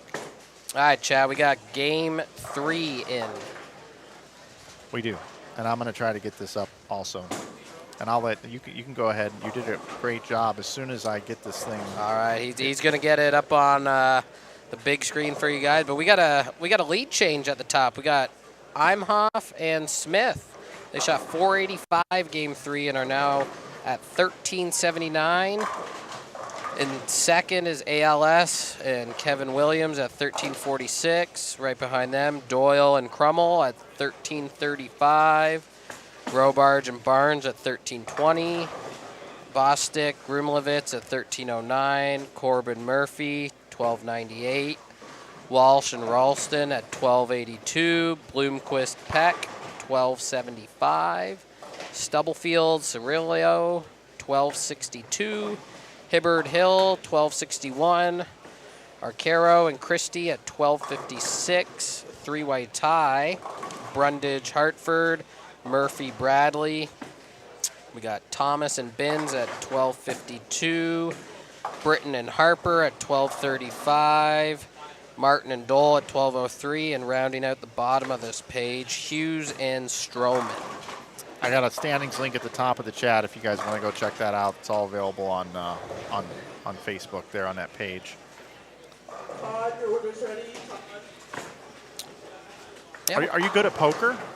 I used to be. I played a lot online, like full tilt poker. I played a lot, and then I kind of went away to school and just never kind of got into it after that. I do like sitting, playing, cash games or whatever. I don't have the patience to sit at a tournament. Like that's just, I'd rather get in there, play for 2 hours, and get out. Yeah, the thing with poker and is I do like it, but I find you have to put in these extremely long sessions for all the variants and everything. Dude, it's crazy. And to sit in a poker room for hours and hours while life just passes away. You know what I mean? Sometimes you might not even play a hand for an hour. I did this thing, and people don't really like it when I do it, but I figured, okay, I'm 44 years old. If I live to be 84, which would be a hell of a life. Yeah. I got 40 days left. Or I got 40 years left on this earth. Okay. So if you take 40 days times 365, that's what I got left in life. 14,600 days left. Start the countdown. If I make it to 84. Those days are going to pass a lot quicker than we all think, too. So how many of them do I want to spend in a poker room? Probably. How many of those days or hours do I want to spend in there? Less than 100. Yeah, I really don't want to spend. I don't want to spend that much time in a poker room, even though I enjoy the game. I think there's other ways for me to find joy than playing poker. I just watched a podcast not too long ago on the World Series of Poker and how long the main event actually takes. So like back to your story, like just day one alone takes 3-4 days. Just day one, because they separated because there's over 10,000 people playing. I watched Negranu's vlogs. Yeah. They're so smart and methodical in how they think, and they understand the position and the percentages of like the chip count and how much is in the pot, and then each day goes by and they get longer and longer, and then like the final table itself is another 2-3 days because they got to air it on TV and they're not going to air it for 18 hours. Yep. So like, yeah, poker you could be. Now, some people would argue and say, well, Mike, you're spending your entire time in a bowling center doing this gig right here. What's the difference? And there's a massive difference. The difference here is I feel like I'm doing something for good. Like I'm helping spread the word about bowling, getting people interested in bowling. I'm providing a service to people that couldn't make it here that want to watch their loved ones bowl. There's also bowling fans and enthusiasts that want to pick things up, and we're doing good for that. We're trying to take the sport forward. But I'm also building upon something that I can feel good about my accomplishment, which is, having a brand, putting this out on YouTube. It didn't exist. It came from nothing. All those sorts of things. And I think about stuff like this. I don't want to freak you out here real quick, but let's just say something happened to you yesterday or tomorrow, some sort of freak accident to where you aren't with us anymore, okay? Or I passed away or something. People could go back and listen to you here. It's like an audio recording of you and your life and like how you lead your life and stuff like that. And I've even said on my airwaves sometimes, hey, if you're watching this and I've already passed away, thanks for tuning in, because this is going to live on YouTube forever. Forever, yeah. This is here forever, right? They're going to have the best calls in bowling for life. Maybe when I'm 80 years old and in a senior retirement community, I'm firing up some of these old ones and being like, man, remember when I sat there with Zach Wilkins and we were talking about Olympic basketball and who's going to make the cut, and we're talking about the Chiefs, and we're talking about how good he is at cribbage, and I just played cribbage with my roommate Merton, down in the lobby this morning, I'm seriously. So I would get that. If I played poker, I don't get any of that. No. I might have money. I might have won money, but that's just green paper in my pocket. So I try to set myself with the things that I do that I either get thorough enjoyment out of it, or I'm doing something for the good or for others, that other people can get something from it, and I'm affecting other people's lives in hopefully a positive way. No, I mean, just the amount of people that are watching right now each and every time that you stream, the chat, just us bowlers, like you know, the very first thing we do when we see you walk in this building, we want to say hi to you. I know. Because You guys are you do awesome. such a great job. Well, they say if you've put 1,000 hours into anything, you get decent at it. Yeah, I hope. I'm past 1,000 Yeah, on this, okay? You've almost perfected it, Mike. Well, I don't know. I mean, I don't know about that. I still wish we had enough money in this sport that, number one, I didn't have to charge to come here. Yeah. That I had enough sponsor dollars that I'm like, can I please come do your event? Oh, yeah. And oh, by the way, I'm bringing 20 grand with me from my sponsors to add to the prize fund, Yeah, right? Dude, So, that would be every tournament director's dream. and earlier I said if I was filthy rich, that would be great for bowling. Remember me saying that? Yeah, I So do. if I was getting a ton of money, I would share the wealth with the bowlers from the streams, right? But unfortunately, we don't have that. No. But that would be, I mean, that would be awesome. And then if I did have a budget like that, I'd have 3 or 4 camera operators in this bowling center operating live cameras. You wouldn't have static cams like this. It would be. Hey, based off how many days you have left, we could make that happen. You never know. We got a Right. lot of days left ahead. I'd have camera operators in here. I mean, it would be a real show. We would have a camera room. There's a guy, and we're way off on a tangent here, but I do want to share this with our audience. I would like all of you to go check out Ryan Hall Y'all YouTube Hall, channel. yeah. Okay. Ryan Hall Y'all. He's a meteorologist, and when the tornadoes and all this crazy stuff starts happening, he fires up his studio. And there's a studio tour. If you type in Ryan Hall Y'all studio tour, there's a guy that went and visited him, and he shows his whole operation. They have like 9 people working on this weathercast at night Jesus. for this live stream. And I watch it and I go, 9 people. And they've got dash cams all throughout the United States of people sending their feeds into him. So if there's a tornado, they've got 3 or 4 different guys in cars chasing it, showing where the tornado is. Wow. They can dial in on the Doppler radar. Hey, if you are near Enterprise Park Lanes, the tornado is headed for you. Yeah, It's take cover. It's 2 blocks east, and it's going to hit you in about 45 seconds. Wow, that's And very precise. They are down to. This is the most amazing weather coverage I've ever seen in my life. Holy cow. Ryan Hall, y'all. Get this man on CNN. And it's a whole, no, but he doesn't want to. He wants to be freelance. He's better than CNN. Oh, well, And he's there got we his go. meteorologist friends all throughout the country that Skype in and join in. So I think of Ryan Hall, y'all, and what if we did that in bowling? What if we had 9 people here running a production studio in my ear saying, Mike, we got a 5-bagger down on 3 and 4. We're taking you there right now.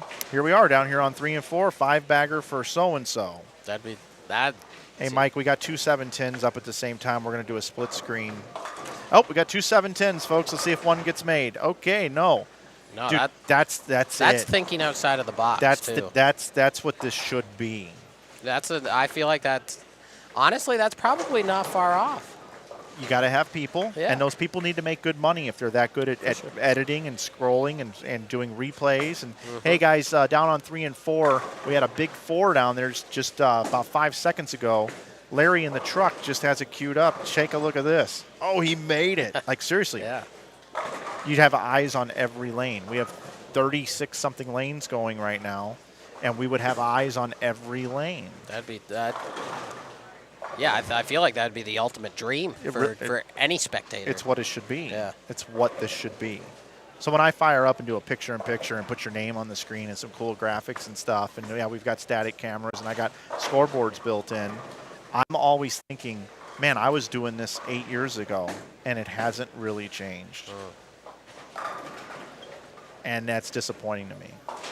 I can see. I still think Inside Bowling has grown, and like you're more viewers, more subscribers. I know people just from myself being in the booth in Hot Springs have just purchased your merchandise. Yeah, and, Just and from that's that. awesome. Yeah, and we do so- appreciate that yeah. very much. Yeah, we're trying to help you, Mike. We're getting you there. We're gonna make it. That's We're gonna great. make It's this great. happen. It's great. So if you hear that, buy some more merch from Inside Bowling. let's get Mike and his crew some more people. Maybe we'll have some drones here eventually. Yeah, you can save 15% with coupon code YouTube, by the way, off all apparel, including our new dry fit hoodies that are only $32, by the way.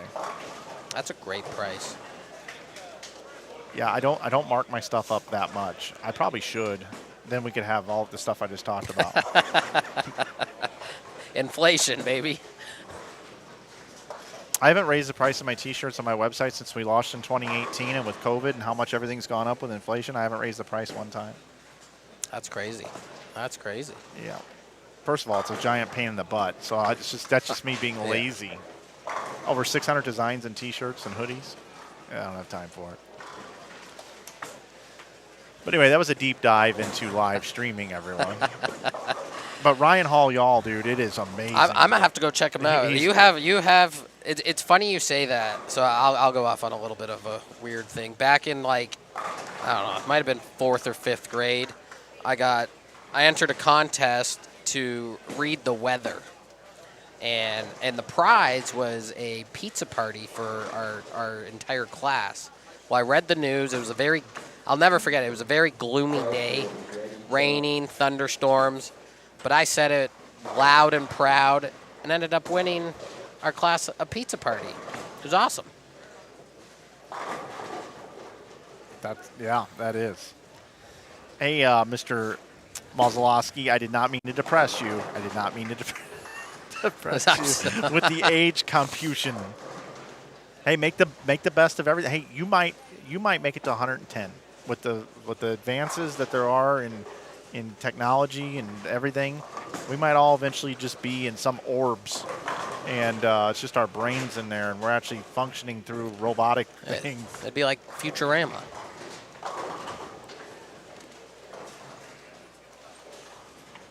Alina, yeah, I did talk to Tom O'Mara. We were kind of working together way back when, and it just didn't work out. And it was really on his side, not mine. I think he'd tell you the same thing, unfortunately. Look, I don't rub everybody the right way. I've made mistakes. I try to be the best version of myself today than I've ever been. I still make mistakes. When you draw a line in the sand or go one way and you believe in what you're saying and doing, you're not going to appease everybody.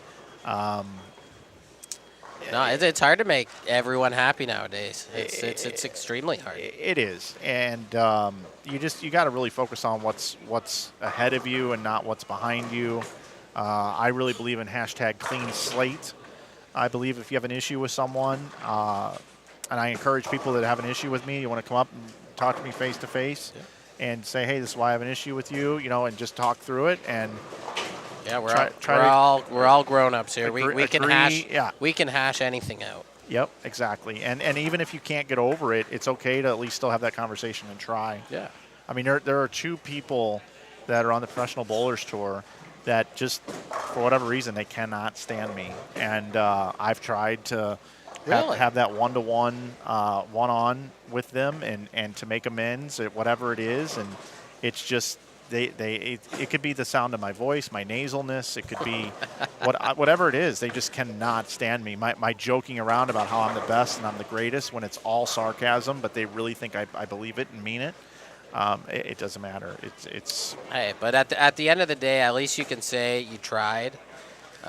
And I mean, there's nothing wrong with both going your separate ways, but still encouraging each other maybe from afar. Yeah. Yep. It's difficult. But Tom O'Mara, I think the world of the work that he's done, we just couldn't hook up. And maybe we could revisit it sometime. And I wouldn't have a problem with that. I know he was looking to buy a bowling center. Somebody told me that, and I'm like, oh, geez, I wouldn't mind doing that too. But Larry, I have an issue because Mike ignores me in the chat. Yep. There you go, Larry. All right, way to bring it up, Larry. Alina, I'm with you. Hey, Alina, totally with you. I don't know if we've ever even talked straight to straight about what issues, 13, 14 years ago went down. I talked to Eddie about it one time. I don't know if he passed it along to you, but no, I'm good. No, we're good. It's just a tough time in my life back then, but all good as far as I'm concerned. So, but I would love to talk to you. Totally. Alina's done a ton for bowling. She's nice. Yeah, she's from St. Good Louis. ambassador. Her family. Oh yeah. Nice. She helped host radio shows. Here's the thing that she's done. She's given up so much of her time for free to grow bowling. Oh, that's and really awesome. hasn't really got the recognition for it. That's my synopsis and analysis that sucks. of her. No, she gets she feels good about what she's doing, I Okay. think, and I'm speaking for her now, of course, so Mm-hmm. I could be. This is where I get myself in trouble, but no, she loves bowling. So anytime, some people that just do, some people holding a door open for somebody, they don't need to ever be thanked or recognized for it. They Yeah. just feel good about doing Yeah. it. You know what I mean? That's a Canadian philosophy right there. Hey, it is. I mean, It is. if they trip us, well, the person that fell is going to say sorry anyway. All right, I think after all that, I mean, time's going by quick here, Zach. We've been covering a lot of stuff. I hope. Yeah, it's awesome. We're gonna stay here, I guess, because they're gonna be ready to go first. Who do we have? We have this is Game 5. The graphic is updated. I just did that. And who is this? We've got Sarah Clausen. Sarah Clausen. She was here a little bit earlier today watching. Yeah, she just. I talked to her briefly before the squad because I know she was bowling the PWBA stuff in Detroit, but she flew back home and then she drove through the middle of the night just to Jeez. get here for today. And it's like she's a warrior. Billy Joel in the middle of the night. I go walking in my sleep, and then you just hit me with the Warrior. I am the Warrior. There That's we- a couple of 80s songs There we go. Although I think Billy Joel River of Dreams was when was it? I'm going to say 1992 Billy Joel River of Dreams. It's funny. So who Sarah's bowling with? I don't think a lot of people know her, but her name's Katie Furzy. She used to bowl for Junior Team Australia back in the day. August 10th, 1993, by the way. Really? Yeah, she was a player. She was a player. She now resides in Kansas City. Seems like all the foreigners just migrate to Kansas City a little bit. Let's see. What else we got going on here? Ryan Hall, y'all. Yep, he is amazing. Jesse, you should definitely check him out if you haven't checked him out, Jesse. I think he would inspire you to do some crazy stuff. Of course, Jesse is from Darren Tang's channel. Nice. They're rocking it in the free world over there on that channel. Let's see. Eric Knudsen. Let's see.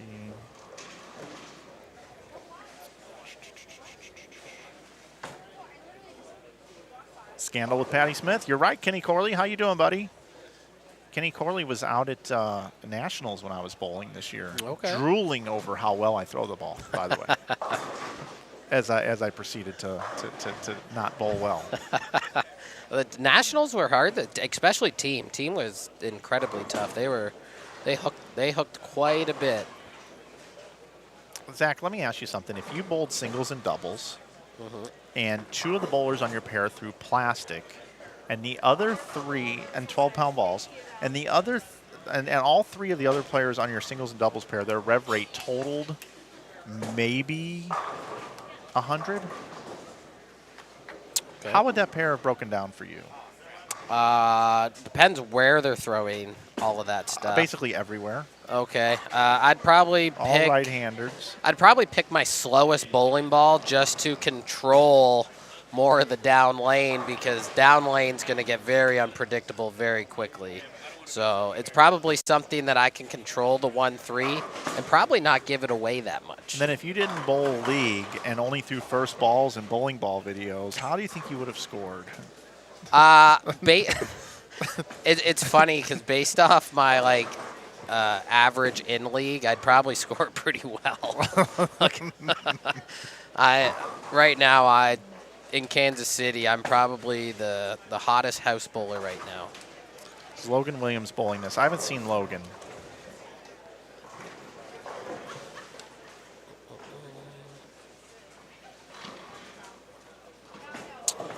I don't see Logan either. Nope, no Logan. We got some other Williams though, Mike and Kevin. yep.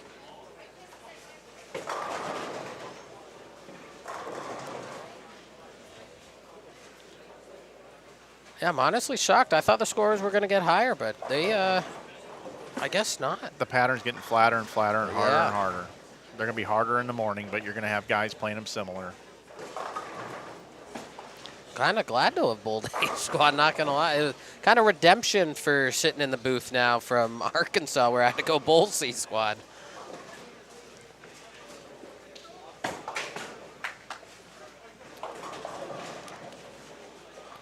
So we are here at the 2024 Springfield Doubles here. It's a shootout, is what it's called. And we're talking it over with Zach Wilkins here in the booth. He's currently in second after bowling on A squad this morning. We got 3 squads for you. This is the C squad. We got 3 games to go, 5, 6, and 7. We're cutting down to 21 teams. We'll have a score update here for you in just a moment, and we'll recap the standings and tell you what's going on here. We're bowling on a pattern that was created for this event that's about 4.5 to 1 on the ratio. And it's burnt up pretty quick, and it's forcing right-handed players to get deeper and deeper very early in the block, which has caused for a medium to medium-high scoring pace, not anything super astronomical here. No, you're seeing a lot of people go pretty far left, but now they can't get their ball to, corner down lane. So that tells me it's probably a lot to do with how much friction is in the front and in the middle part. So their balls are just probably burning up. And then Cameron Doyle goes to this like suitcase release, his weakest release, goes like 15 to 10 with good speed and just bones an 8-pin. Yeah. Right in the middle of, right in the middle of things. Like how much fun is that? But we keep coming back for more. Right? Yeah. Every time. Hess says it best. Round things at round objects results in weird things happening. I've never heard that one from Tom. I like that. Yeah. I like that. Yeah, we throw round objects at round objects.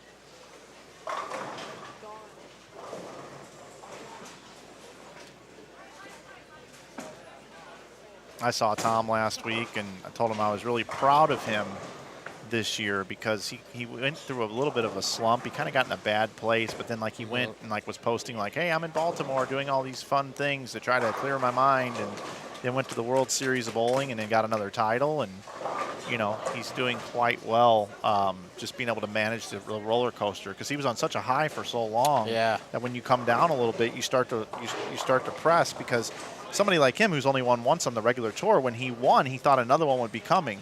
So when he starts to digress, his mind can go somewhere where oh my God, I may never win again. Dude, and it happens so quickly to all of us. We all fall into that trap. We have this, great success for, a couple of weeks or even a month or 2 months, and then all of a sudden 1 month just doesn't go our way, and we think we're the worst possible bowler on the planet. Kenny Corley wants to know, how'd you get paired up with Robert? So originally, I've always bowled this tournament with Farrell Williams. Farrell added me to his Ozarks team this year, and Robert was on our Ozark team. Farrell, unfortunately, got a very good paying job. It's in our industry. So unfortunately, he was unable to make it this weekend. So Robert asked me right after Ozarks, knowing that was our situation, and I respect Robert. He throws it amazing, and I said, yeah, let's do it, man. And here we are riding that wave and in second place. So I might have to replace Farrow next year. Hopefully he's not watching, because I'll get a call later, and he's still the king of 60 feet by all means.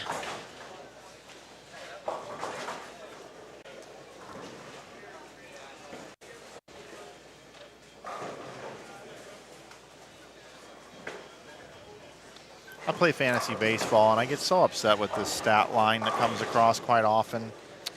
You get these pitchers that you start. Yeah. And I got this guy. Who do you got? We can compare teams right now. I've got this guy here, Tobias Myers, who's an IL pickup. This guy, he's on my team right now too. Yeah. So tonight he pitched 99 pitches, 7 1/3, gave up 3 hits, struck out 9. Yeah, it's awesome. Great game. His team didn't score a single run for him. Oof. So he didn't get the win. Oof. Rough. That fries me. Yeah, That really does. You got to score runs to win baseball games. Yep. I don't like it when that happens. It's good for the ERA. Brings the ERA down though. Yeah, but I need wins. Hey, we're getting down to the final, month of fantasy baseball too. It's pretty close. I tanked this year. Uh-oh. I'm in a league where you can keep players the next year with a 30% raise. Okay. So I tanked the season. Oh, just for next year. You have a $260 salary cap, Yep. and I know everybody really cares about hearing about fantasy baseball teams, but just real quick, I'm going to share with you a very quick little thing here. So I have Logan O'Hoppe for $1, so he'll be $2 next year. I have Young Ho Kim for $2. He'll be $3 next year. Okay. I have Ezekiel Tovar is going to be 13 next year. Spencer Steer is going to be 3. Tommy Edman will be 7. I'm going to keep Volpe for 20. I'm going to keep Duran for 23. I'm going to keep Noel V. Marte for $2. Matt McLean for 3. Jackson Merrill for 15. And then my pitching staff is going to be Sandy Alcantara for $3. Shane McClanahan for 11. Kodai Senga for 10. Jacob deGrom for 4, Brandon Woodruff for 6, Robbie Ray for 2, Gavin Stone for 2, Devin Williams as a closer for 6, Good. and Felix Bautista for 7. I think Gavin Stone, this is his rookie year, but I think he's going to do very well next year, especially in the Dodgers Association. Yeah. So He's surrounded by a lot of good, I'm good players. going to have $140 to spend on 4 offensive spots. So I'm going to buy Judge, Soto, and Ohtani Oh, there you go. There you to go. add that to that. Yeah, that's pretty good. I should be pretty You can't go wrong with that. Yeah. Yeah. Thankfully, next week, or on Monday, actually, Mookie Betts comes back. So he's been on my IL for quite some time now. So I'm very thankful to have him back right before the playoffs. So Ours is a rotisserie for the season. We don't play head-to-head each week or anything Okay. like that. And you only get 7 moves the entire year. oh, wow. It's a businessman's league. It's not for people to sit there in front of the computer and see who can pick people up the fastest. Yeah. I cap ours at so ours is a keeper league. You have to have a minimum innings per week. You can only do 5 ad drops per week. Yeah, we can only do 7 the whole year. 7 the whole year. My gosh, that's You got to have a good draft. well, yeah, and you got to be a good manager too. Yeah. Yeah, there's a lot of thinking You going on. can't ever panic and just No. make a move. No, yeah, because that could bite you in the ass. Yeah. Yeah, I really like the league. It's hard to win. I've won once in like 13 years, and it's a 14-team league. Wow. So I decided I'm tired of finishing between 3rd and 5th every year. Yeah, just So I'm tanking a year to go for the win the next 2. Yeah, exactly. That's kind of there's a lot of players, people that do that in my league. They'll because every 3 years everyone goes back into the draft, so that way you just don't keep Ohtani or Trout or Betts or whatever. So a lot of people the first year when they draft, if they're sucking, they'll just trade everyone away for draft picks and start anew. We can't trade picks, and if we trade away a player, they're no longer keepable the next year. Okay, they go back into the Yeah. All right. Once you trade them away. All right. Yeah. I kind of like your league. That's very methodical. Yeah, and it's like I said, it's built for guys that are busy. Yeah. You know what I mean? It's just because Yeah, I mean with our league, you got to look at it every day, yeah, every day. Not this one. Make sure your pitchers are in if they're scheduled for a start. Nick Crummel just 8-10 on a light hit there when the lanes are sparking. That's not a good sign. All right, looks like I got some squads combined. Well, let's look at. We should have game 4 here pretty shortly. Yeah, I have it. All right. Right here. All right, Mike has it. There you go. If you want to take a glimpse there, your eyes are better than mine. Yeah, that's what the glasses are for, Mike. I've got contacts in, but I still can't see. Well, we got Jessica right behind us, so I'll wait for her to hand me the sheet. So that way it's more in front of me. I have both sheets. I have just these squads, and then I have the combined. I'll take the combined. He can have the regular. I'll take the regulars. All right. After game 4, we still have Imhoff and Smith leading at 18:06. We got a new second place, Corbin and Murphy, 1780. Robarge and Barnes are third, 1771. Walsh, Rolston, 1759. ALS, Kevin Williams, struggling games 3 and 4. They fall to 1749. Bostic, Rimlevitz, 1734. Arcaro and Christie, 1703. Doyle, Crummel, 1681 in a tie with Britton and Harper. Hibbard and Hill are at 1651. Brundage, Hartford, 1669. Murphy, Bradley at 1668. Bloomquist, Peck, 1646. Wilson, Kuykendall at 1638. Petrin, Devoy at 1637. Stubblefield and Cirilio, 1635. And rounding out the bottom, Thomas and Binns at 1632. So yeah, scores are definitely not going up. Obviously, the fronts are probably the biggest issue, and how much hook is in the middle part of the lane after 3 reruns of the same pattern. So we'll look to see some of these good players make moves towards the end of this block. We'll just find that extra gear.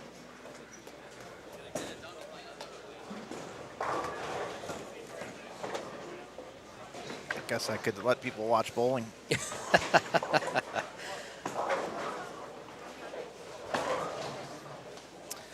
Eric Pollock and Brandon Mooney were asking me if I thought they were safe. What are they at? They are 16th right now at 30.59, so that's 259 over. They might be safe.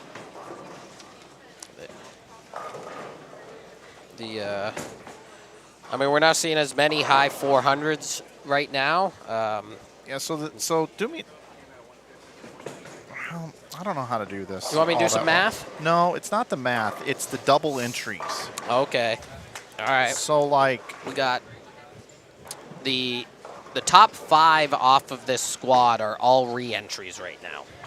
So the only team that has not re-entered that is bowling their first time is Bostic Rimlevitz, and they are at plus 134. Eric Jones and Tommy Jones did not re-enter, right? Correct. Chapman and Lavery. They did not re-enter. O'Brien and Bird did not. They did not. Keplinger and Biondo. They're out there bowling, aren't they? If they are, no, they're not. I don't believe they're so. Not. Britton and Harper. Britton and Harper. Yeah. Yeah, they are only at 81 over right now. Okay, so they posted a score higher than what they're bowling right now. Yeah. Murphy and Corbin, they're bowling again, right? Yeah, they're at 180 over right now. So they have potential to beat their previous score right now. Barnes and Robarge, they're bowling. Correct. Doyle and Crummel are bowling. Correct.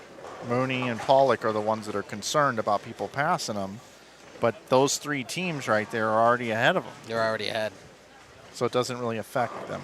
No. Powers and Cortez bowling again? I believe they are. I believe they are too. Yeah, unfortunately, they're on the second page right now. Ezel and Tisdale. I do not see them. No, McLaren's bowling again or no? I don't think. No. I think he bowled twice already. Oh, McLaren and Carlson? Yeah. No, they are not bowling this squad. They bowled the first 2. Kirkendall and Wilson are bowling. Imhoff and Smith are bowling, right? And they're bowling well. Yeah, they're leading this. So they're this probably squad. going to pass Pollock and Mooney. So yeah, just kind of trying to take a look here. They've already bowled, so I'm just looking around. Barnes and them already bowled. Yeah, I think we're taking 21, so yeah, I do think they're okay.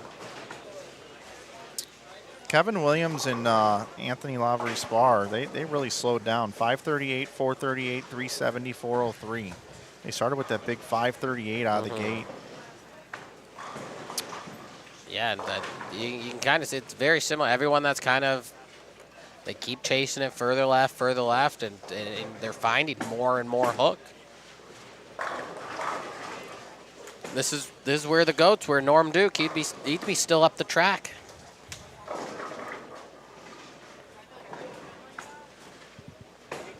Looks like your dad spoke in the chat and then redacted his statement. Well, he's got a little bit of memory issues sometimes, so he might have said something he probably didn't mean to send, or it might be for a different chat. That too. Well, I love you, Dad. Let's see. Maybe he meant to text me. Maybe that's. Who knows? Who knows? I just saw the message retracted. I think it said, Mike, can I adopt you as a son? You're so much better than Zach. I think that's what it said. And then he's like, no, I better not. Hey, you'd get free health care. True. Yeah. It's a good idea. Yeah. And you can eat poutine.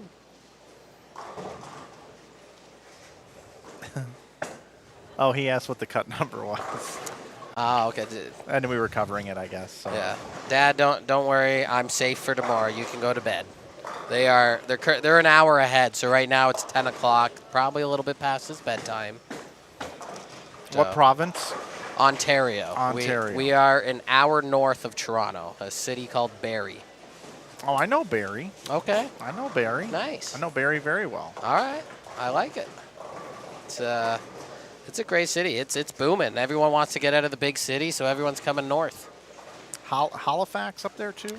That's more on the East Coast. That's like New Brunswick area.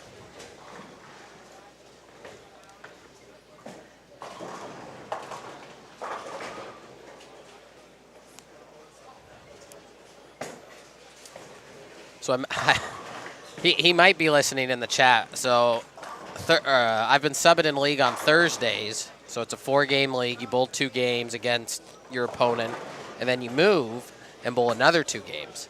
So this guy, he's known for smoking his meats and you know, mac and cheese. He does these contests or whatever. Yeah. So I wagered him, if I sweep you for 2 games, you got to smoke me some ribs or some brisket. So he just sent me a picture.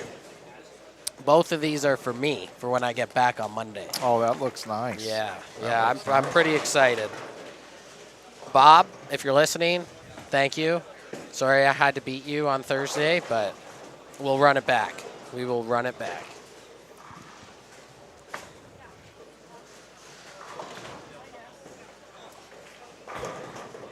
I am starting to get the late night munchies here. Oh, I bet. TJ Lundy, where did you finish at the Lanes game 7?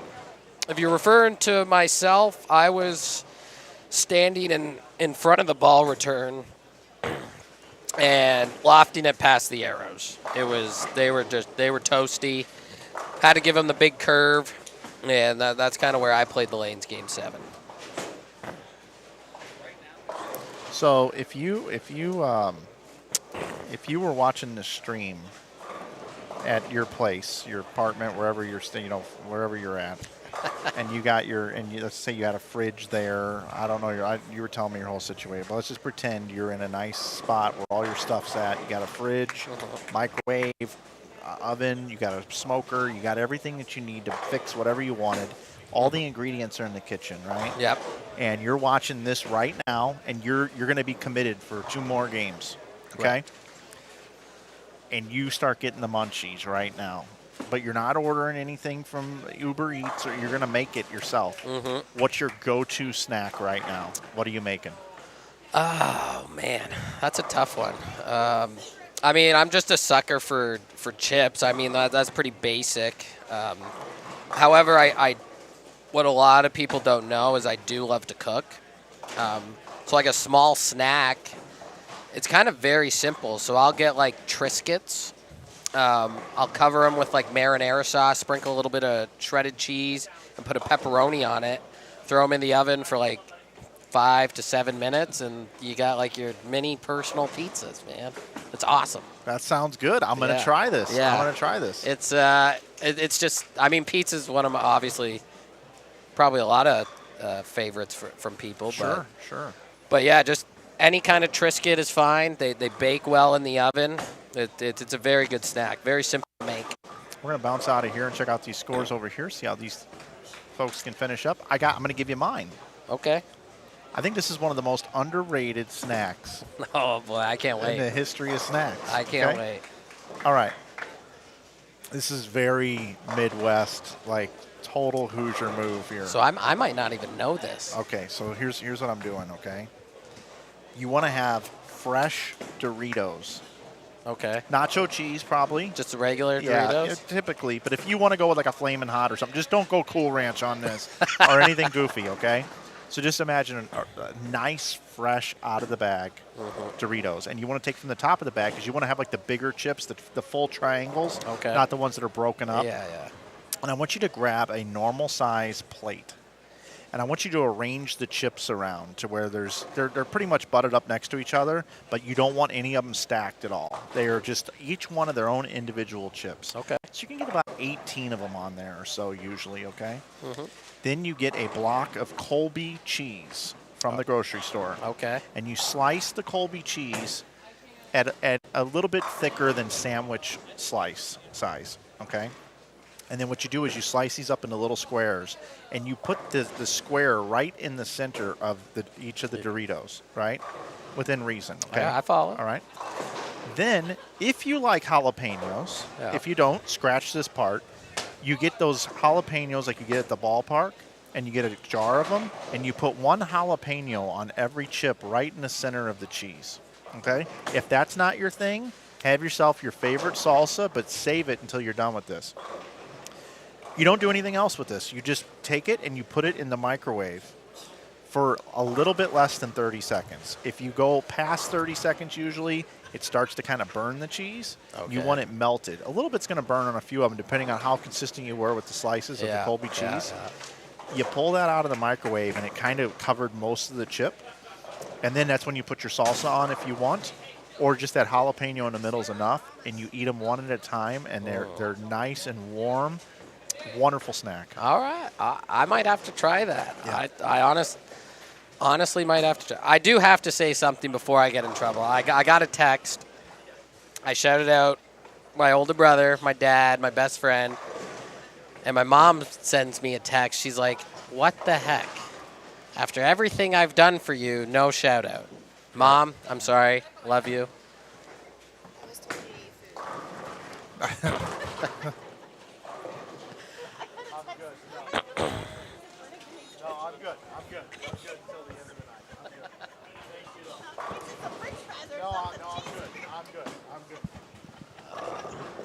Boy, news travels fast around Yeah, here. no, 'cause that means people inside the building are watching the chat. Jessica just came over and tapped me and goes, I hear you need food.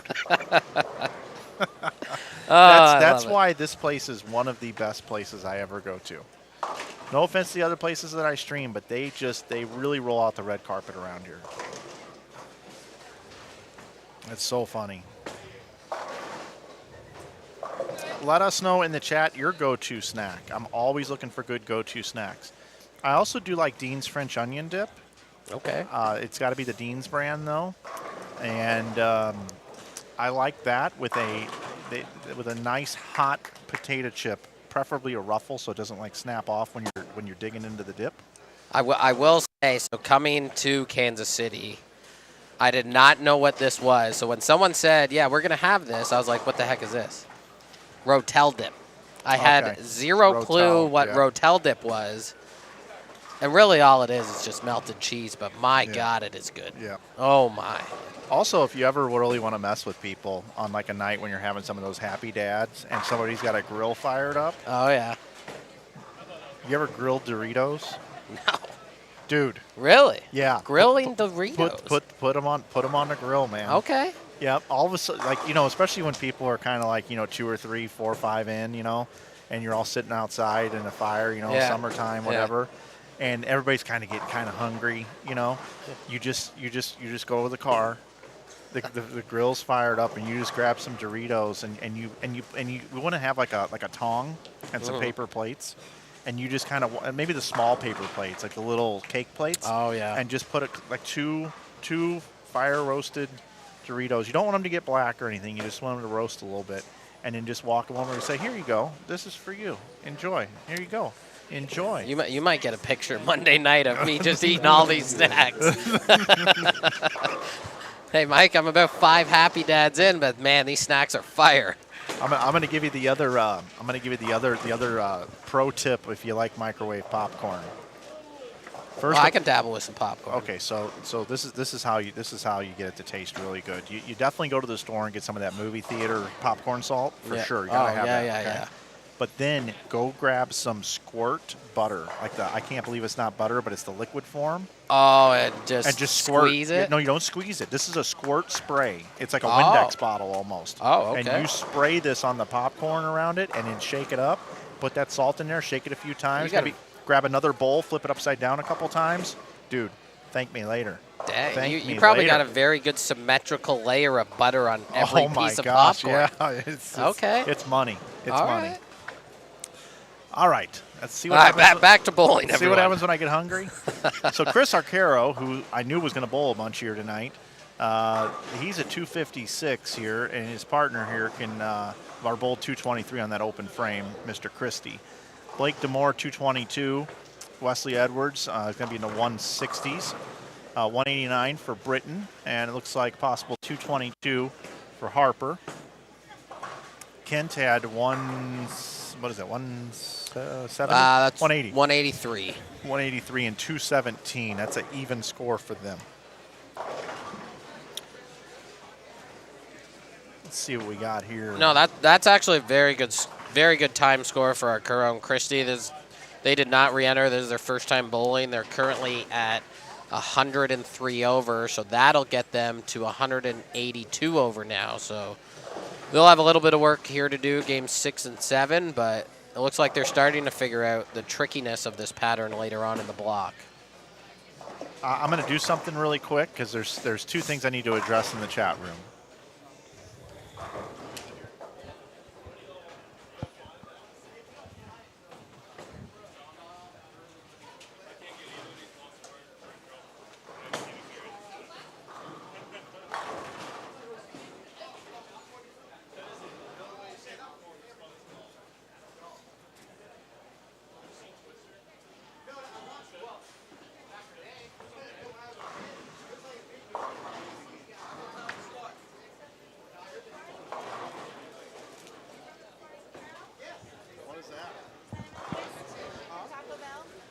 Hey, where's my snack?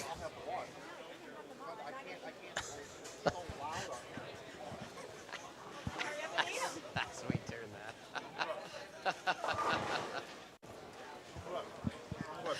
that. Love it. I'm okay. I'm not as peckish as Mike right now. No, I'm good. I'm just talking about food. All right, so two things that happened in the chat room. One is they wanted to see us. Here we are, Mike. So here are two hot dudes Yeah. hanging out tonight. We got Turbo Shirt. We got Royal Flush. So we are wearing black, so it does hide the cord, but I'm going to teach you something in the business. What you do. Okay. All right. What do we got? What do we This got is to do? what all the pros do. You put that cord behind you. Oh, okay. And normally what they'll do is they'll gaff tape it on the back Yeah. here, and then Okay. you'll have like somebody that's kind of like you're there helping you out. Yeah. But these are the new hoodies that I have available inside bowling, $32 Paul, let Ashley buy that one. right here. Looks pretty good, I think. Anyway, so that's us. And then Mike Jazz now, special shout out to you, sir.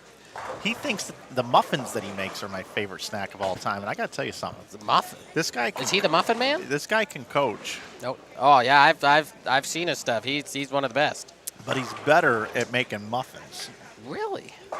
Yeah. All right, Mike. When I come do a lesson with you, I'm gonna have to have some muffins. Yeah, he doesn't just make he puts fruit in them, and I mean it's he should start he could go on Shark Tank.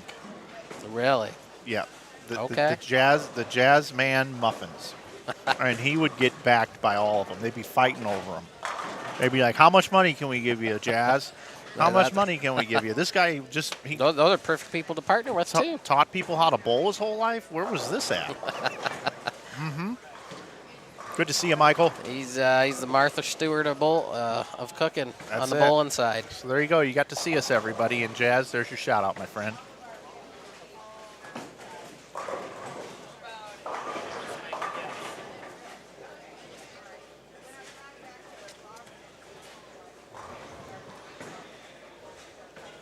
So we're in game 6, aren't we? These people are in game 6. We're flying tonight. Flying. But the other pair is still in, or they're just started game 6 where we flipped over from. Okay, I'm caught up.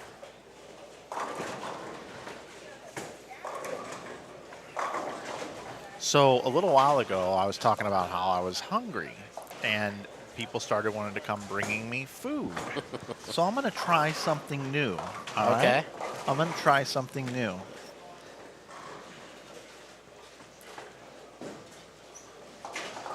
I don't have a penny to my name. I am broke as a joke. I don't have any money at all.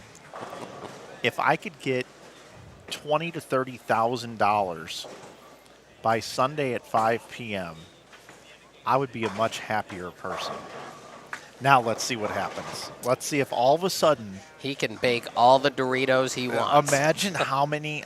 Oh. Well, that's what's going to happen. Yeah. Somebody's going to come over and say, I'm not going to give you money, but I know you're hungry and you don't have any money to buy food. So here's some Doritos. Yeah, the And- jar of Doritos. And we got you one of those extended lighters so you can warm them up.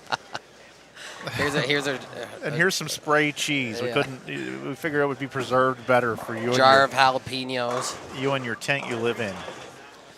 Van down by the river. Yeah.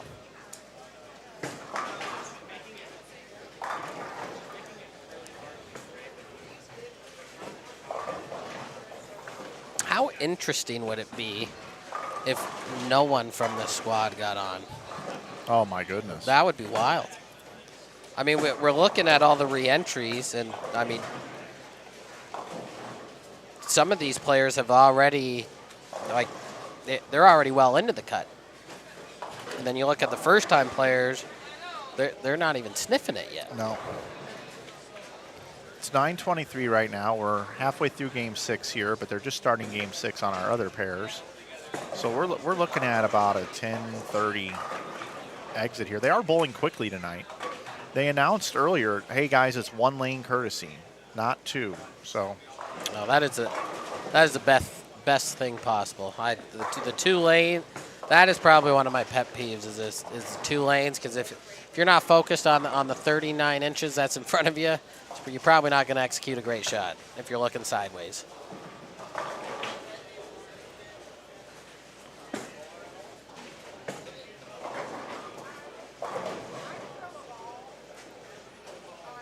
Ritz crackers with port wine cheese spread and a slice of sausage on top. Brian, that ain't bad, bud. That ain't bad.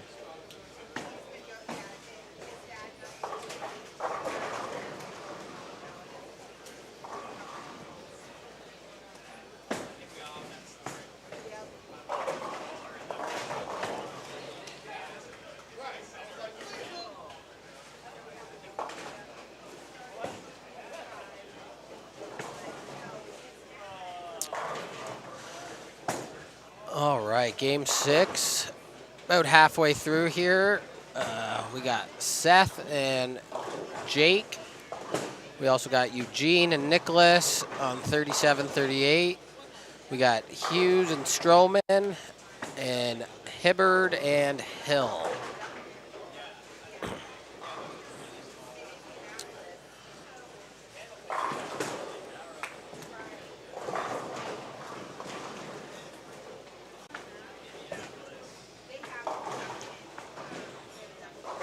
They are looking extremely toasty right now, this pattern.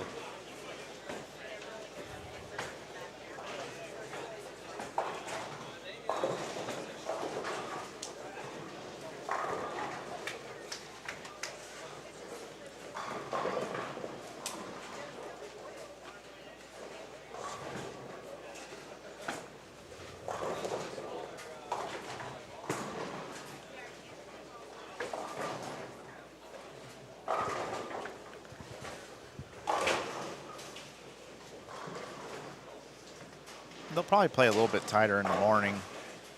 Yeah, the lanes will rest overnight. Yep. Be interesting to see how some of the players play them in the morning. If there's going to be more urethane being thrown the first game, and see if that allows us to stay a little bit more straighter and not get to 4th arrow second game.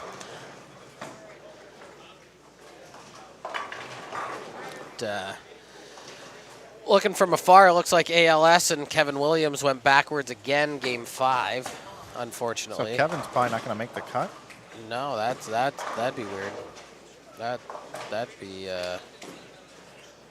Because they're not in the number now.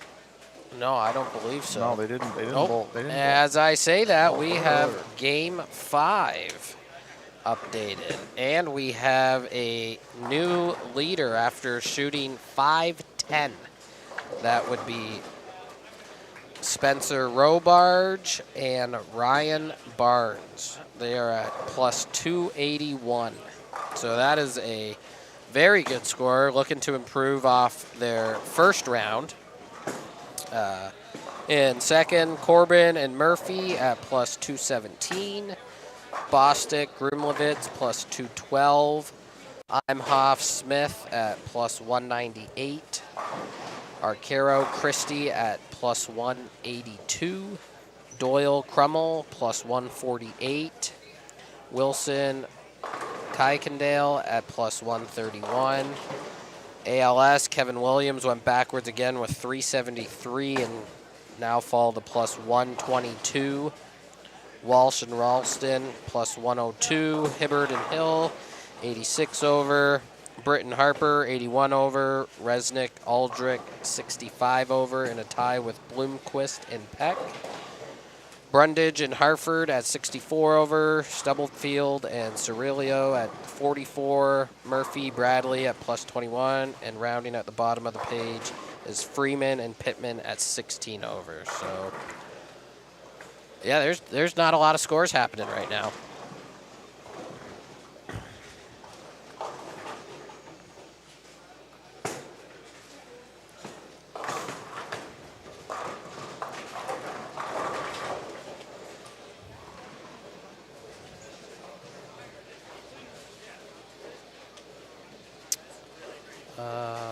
All right, Mike, you gotta show me. We gotta let the fans see some of the bowling tonight. I'm not sure how to get that. I'm keeping Mike accountable here tonight, guys. He's been here for 2 squads since 8 in the morning, so he's getting a little tired. Yep, and I was looking at my phone. It's okay, Mike. It's okay. I got you. Thank you. We got to watch a little bit of the bowling. I switched over to Kevin and ALS just to see if they could get a little run going. I know it's a team were a little surprised at what do they need the last 2 here to get in? How much they? I'm not sure what their first squad was. What do they need to get to 250 over? They need at 480, 480. These next 2. So ALS hoping back half string some strikes. Kevin's working on a Dutch 200 pace right now. But I mean, look for these guys to really step up. They're professionals for a reason. They can switch to that extra gear and focus a little bit harder to throw some strikes down the stretch.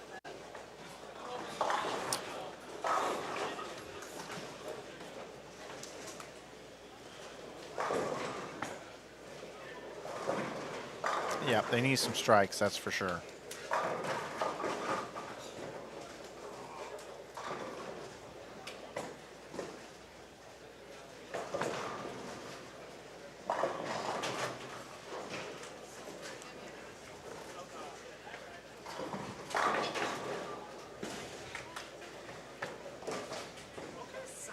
See you, Tom. Hey, Lonnie. What is the cut prediction?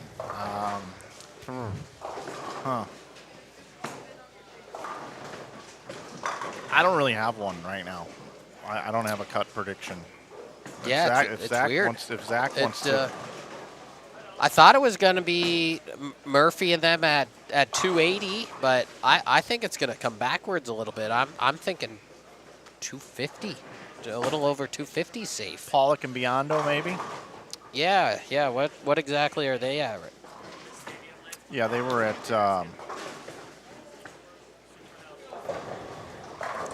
Got it right here. Let's see. Sam, your order's ready. Just letting you know.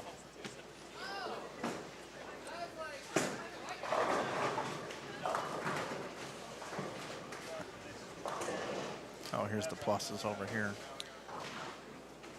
So 259.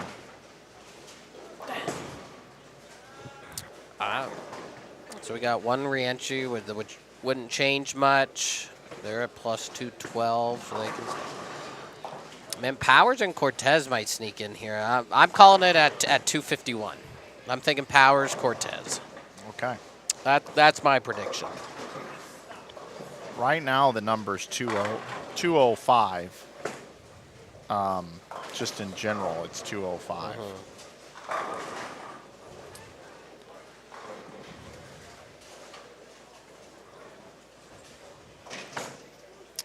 Yeah, that's unfortunate. ALS with another open.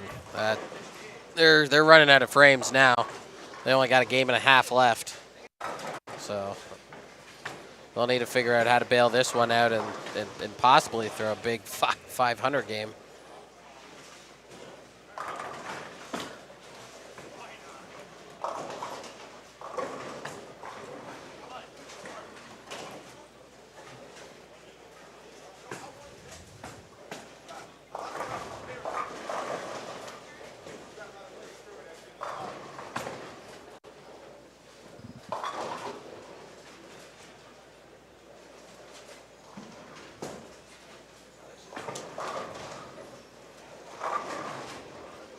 Hey, Zach. Yeah, Mike. Happy National Bowling Day, buddy. It is national. Wow. All right. That's awesome. Notice how my graphic designer puts this "We Love Bowling" on the camera. Nice. His I name's like it. Carlos. He pays attention to detail. He's a good dude. I love it. You got the inside bowling logo shining through there, with lanes in the background and a camera. I did not know it was National Bowling Day. Sure is. Heck yeah. We'll have to pin that to the phone. What is it? August 10th, National Bowling Day. Well, All right. yeah. Well, I think it's always on Saturday every year. I think they Okay. change So it. the date changes. I think so, yeah.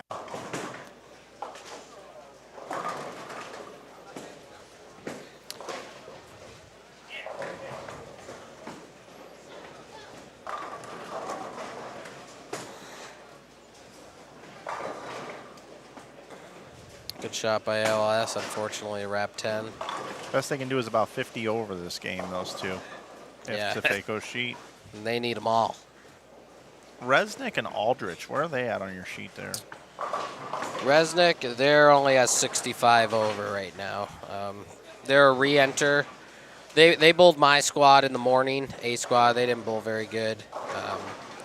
So they'll definitely need to bowl very good these last two games to have any chance.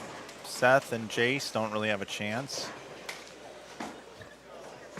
Reed Nope. and Eugene there, not really. John Hughes, or excuse me, Junior Hughes. And Stroman, they're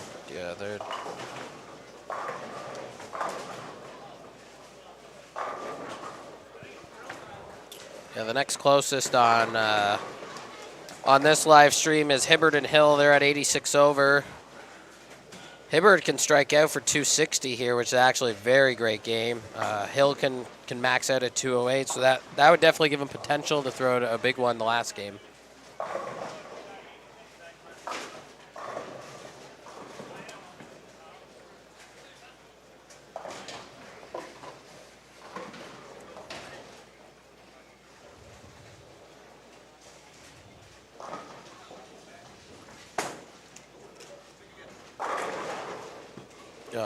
Unfortunate break there with Stone 9.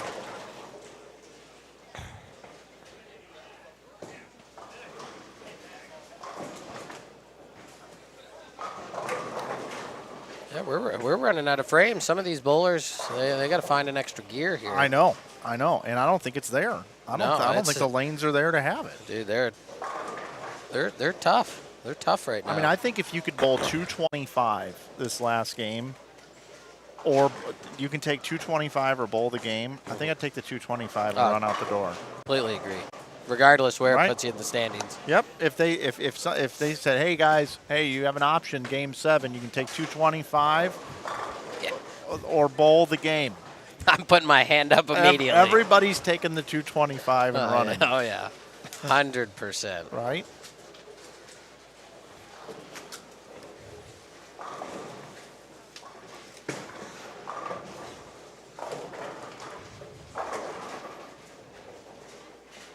That's the that's where I wish I had like ridiculous money to just throw at bowling tournaments to where you could bowl Mike Flanagan's Goofy Open. Yeah. And I just all of a sudden, like right now, I get on the intercom and I go, okay, everybody, if you don't want to bowl the last game, I'll give you 225. I just so many people would take it, dude. Oh my god. You know, my hand's gonna be the first one up when that time comes. I would do something like this, right? Is he being serious right now? Yeah, he is. He's making up his own rules, right? So all these people take 225, and then whoever's left that decides to bowl the game, I then tell them I'm going to give them $10 a pin on their score, $10 a point on their score for sticking around and not taking the 225 and walking out the door. Hey, there you go. Right? There you go. Oh my God, they'd be like, "Oh, what should I do? Should I take the 225 to help me in the standings, or is Flanagan going to do something to reward these other people?" Right. Then those people that took the 2, they'll want to buy back in. You know what else I would probably do in a situation like that? Is I would not only would I do that, but I would insert colored pins into the racks. And if you strike with a colored pin, I give you $1,000. Okay. And then I would probably also turn out all the lights and make it rock and roll and turn the music on. Nice. Yeah. We It's funny. So last year, like you obviously, like the J-Mar stuff. The Pro-Am we did, it was rock and roll. It was awesome. It was kind of a cool thing. Yeah. It was definitely different.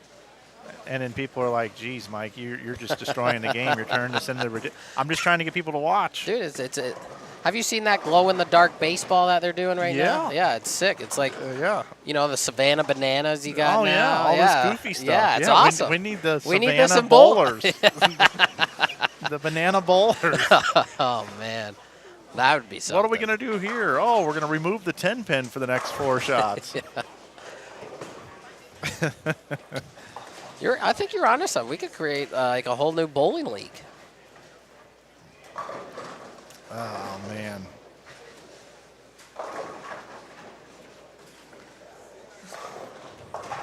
That would be fun to do, just goofy, crazy stuff like that. Attention bowlers, I just want to let you know, for the next 30 minutes, you are not allowed to use a bowling ball that contains black in it at all. It's fun. If that was any other color, I'd be screwed because I'm colorblind. They all look black. Well, you'd have to have a good partner. By the way, we advise not to bowl with 2 colorblind people. Because the other team could be like, "Is this black?" No, it's not. And then they throw it. Oh, that's 0. Sabotage you.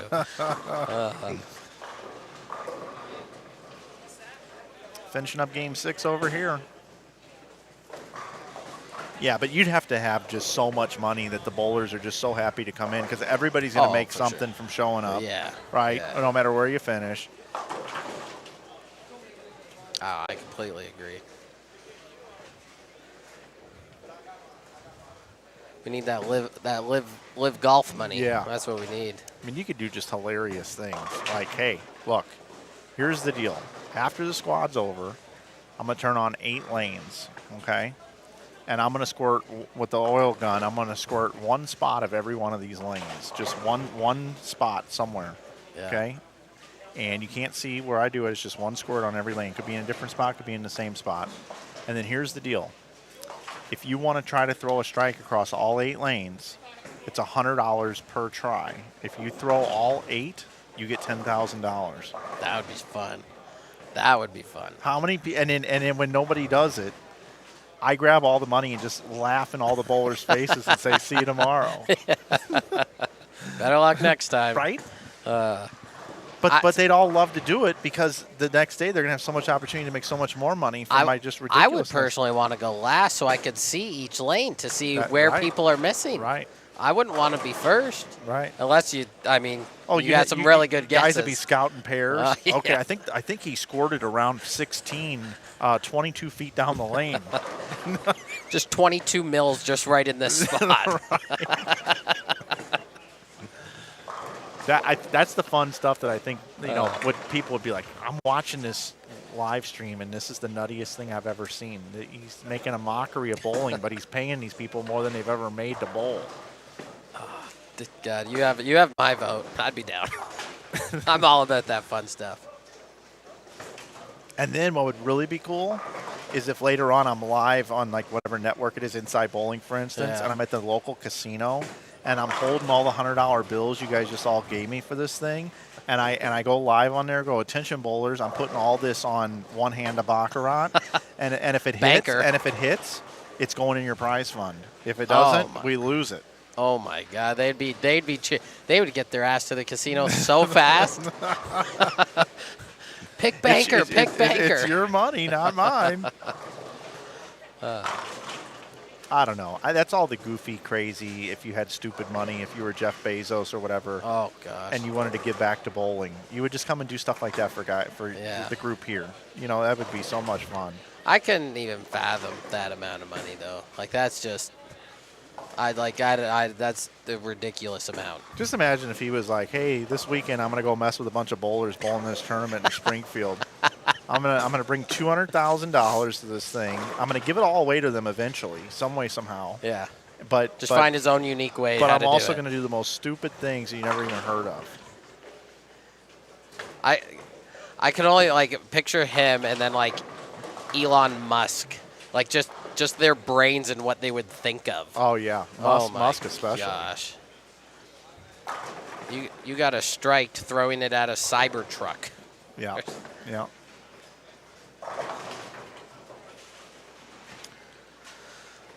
Well, these scores, I mean, yeah, there's none of these scores are really helping matters for any of these teams.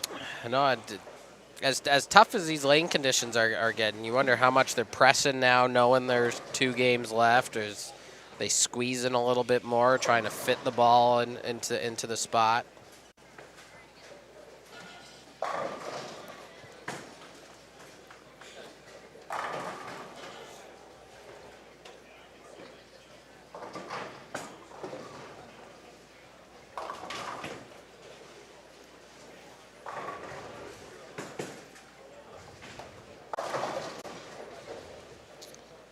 All right, folks, we got one more game left. I hope you guys are having as much fun as Mike and I are tonight. It has been a blast talking to you guys. I'm having a good time. We got people inside the building watching the stream, bringing Mike food. Nobody brought me money yet, though. Yeah, not yet. You might wake up with a Venmo. Yeah. In the morning for there's $10 to the fund. I actually need to ask for like obscure things. Like, you know what I'd really like right now is I'd really like a Victor Wembanyama rookie card.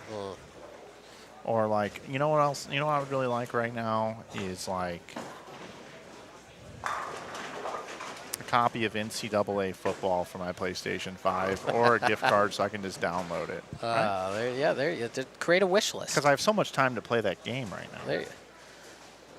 There you go. We got an inside bowling wish list. Oh, I could do like Mike. an Amazon wish list like the OnlyFans girls do. Exactly. And guys, I guess. I shouldn't discriminate. I'm going to make an OnlyFans for inside bowling. How about that? Yeah, we're getting the bullwhip out here, fellas. That's it. That's it. What did Mike put on OnlyFans yesterday? Saddle up. He told us a new tournament format. You have to subscribe to listen to him talk.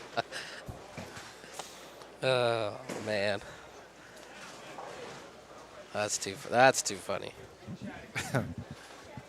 Well, we are officially in game, what I'm going to call now 21. This is game 21 for me today. Blackjack. Yep, that's right.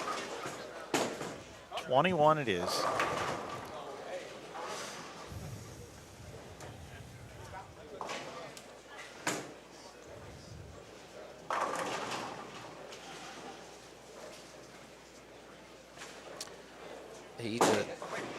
ALS just looks defeated, man. I know. I know that look very well. I've experienced it myself many times. But like you said earlier, these are events where you can still learn from them. Yep, you can.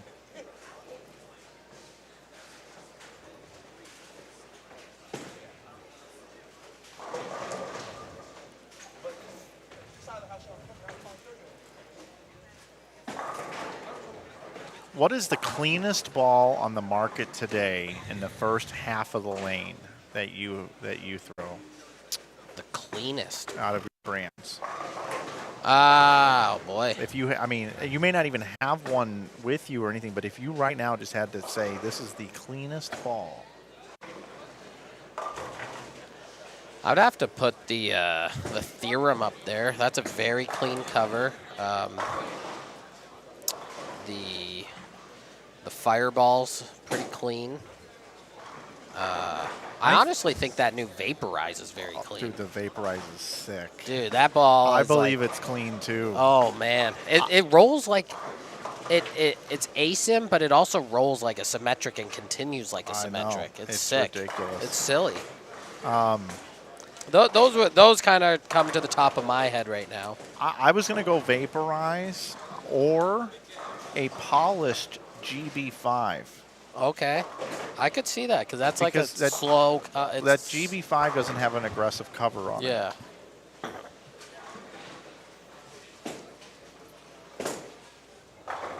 From the Brunswick brands, that is. Yeah, I would put. I mean, the Motive brands. I would put the Thrills up there for cleanness. yeah, They're sure. super clean. Storm-wise, I don't know. Would that? I don't know their brand very well. So would that be like the Hustle? Yeah. Yep. The Hustles. We got more. You got, of course, you guys can't see, but we got more Flanagan ball reviews here with the Vaporize. Yeah, that thing's super clean. Isn't it? Super Look at clean. how clean it is. Just keeps pushing. But like continues so well. Oh. I mean, that thing just peels, dude. Yeah.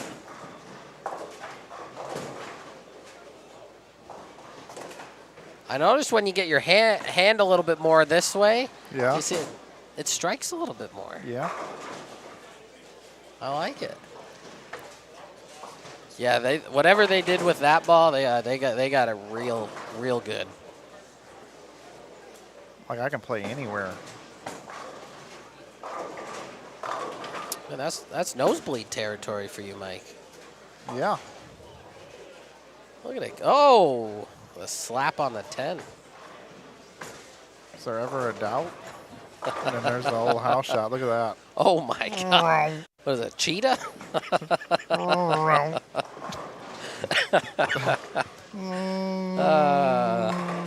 There's a light one. I like that light mixing hit.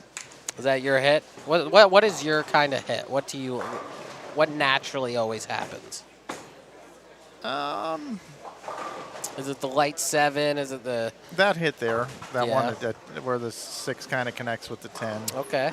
But it's kind of like where the pin isn't. It's at a 90 degree or where it's sideways. Yeah. Yeah. Yeah, I'd vote that. Yeah, I think you're dead on that. I mean, God, that ball's clean. Super clean. So strong at the end of the pattern. Now, I think like the strongest balls that we have, like the biggest footprint, that new Mesmerize, I don't know if you've thrown it. Holy smokes. That has a very big footprint in the first 20 feet of the lane.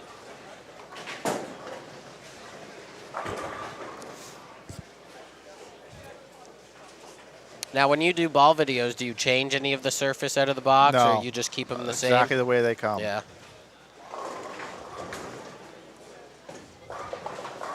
Yeah, look at that thing dig. Nice. You're probably gonna like that ball, I think. Yeah, That ball's- you can't miss. You can't miss. Look at Jesus. Look at that. Oh You ready to bowl a doubles tournament with me? Yeah, yet? yeah. And you just tell me what ball to throw. Just a bag of Mesmerize. I mean, look at this one. Oh my gosh. That ball just naturally does it for you. Yeah, it's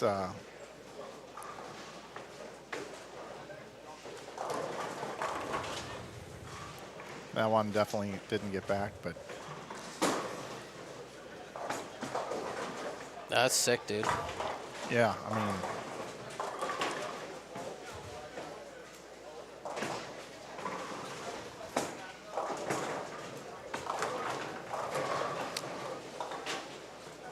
That's got to be your favorite out of all of them because you struggle a lot more with that one than all the others. Oh, man. Yeah, you should watch these sometime and just listen to my commentary, and after you've watched them with me and see it, you know, how close we were to what I said. But yeah, I mean, I've been on top of these reviews, man. I've been getting them all out. Dude, they look good, man. They look good. This ball just packs them. You're going to make me work harder to give more reviews out. Well, the thing is you can really go from ball to ball since I'm using the same patterns and watch a couple of different videos and get a feel for what's different.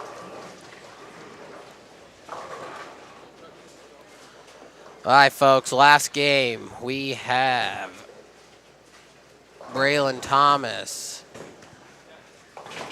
We got Michael. We got Blake Demore, Wesley Edwards, Brundage, Hartford, Kent, and what's that last name? B. Cook, I believe. Yep, and then I'll switch over here. Do we have any chasers at all? Josh and Corey are... Josh looks like he's whacking them right now. Based off what I'm seeing, he looks like he's like 200 and something over, but his partner looks a little minus. Yeah, so Josh must have had another big... Stubblefield can't get there, can they? Stubblefield, they were only 44 over going into game 6. Yeah, so we really don't have much going on here on our stream that gives us... No, it's really just Imhoff and Smith, I think, if they put a good one. Well, they're the only ones that can make it off this squad? I think Arcuro and Christie can, depending what their game 6 was. They were at 182 over. Bostic and Grimlevitz. I'm not entirely sure where they're at, but they were 212 over going into game 6.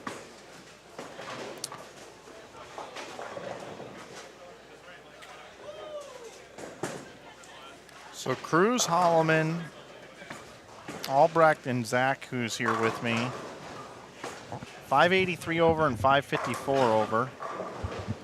Then Crow and Kroll at 394, Rice and Garcia at 387, Thompson and Troop at 376, Bender and Barrett at 375, along with Hanrahan and Bolds. Eric Jones, Tommy Jones, 8th at 371, Chapman and Lavery at 362, O'Brien and Bird at 335, Keplinger and Biondo at 291. Britton and Harper are going to take their 283. Do we think anybody can even get to 283 off this squad? No. Bostic and Grimlevitz possibly, and Arcuro and Christie maybe, depending what game 6 went. But it's very unlikely at this point. Is it possible that this cut is like 230? So I don't know if anyone was going to get off this squad. Has that ever happened on Inside Bowling? I don't think so. How wild would that be? I think I streamed the Bradley one year, and they had some sort of like squad right before the night block, and it was like 2 games or something, and nobody made it off or something. I don't remember. There was something weird that happened. That doesn't even make sense what I just said, but there was some instance of something. It sounds normal for the Bradley, though, because that is one of the harder tournaments out there. Yeah.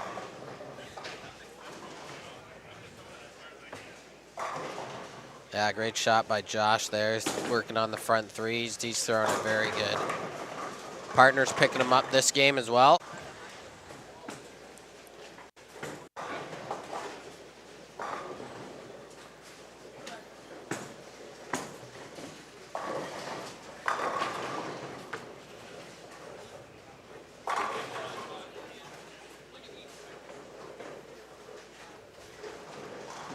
I've never really asked this question to you, Mike. Yeah. How do you get into Inside Bowling? Like, how did you start this? Yeah, I'll give you that. But let's take a look at these scores first, and then we'll do that. So, what do we got up there? So that should be 20. They should have 2,400, right? Would be par. Yeah, so Robarge and Barnes, they're at 334 over. So they are definitely going to be in a better position going into tomorrow, providing Game 7 is not a big tank. Corbin and Murphy they're at 284 over, so they're 1 pin ahead of their last block, I believe, because they were 282, I think. 282, yeah. Yeah, so they're 2 pins higher. They're just looking for a better seeding right now, so we can take their score out. Bosnick and Grimlovitz, they had 460, so they're at 272, which is now inside the cut. Okay, so there's 1 in so far.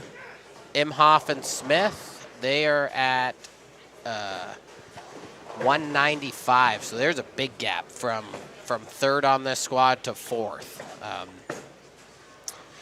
It's looking like Arcuro and Christie, they're at 192, so they're gonna need 450 or higher.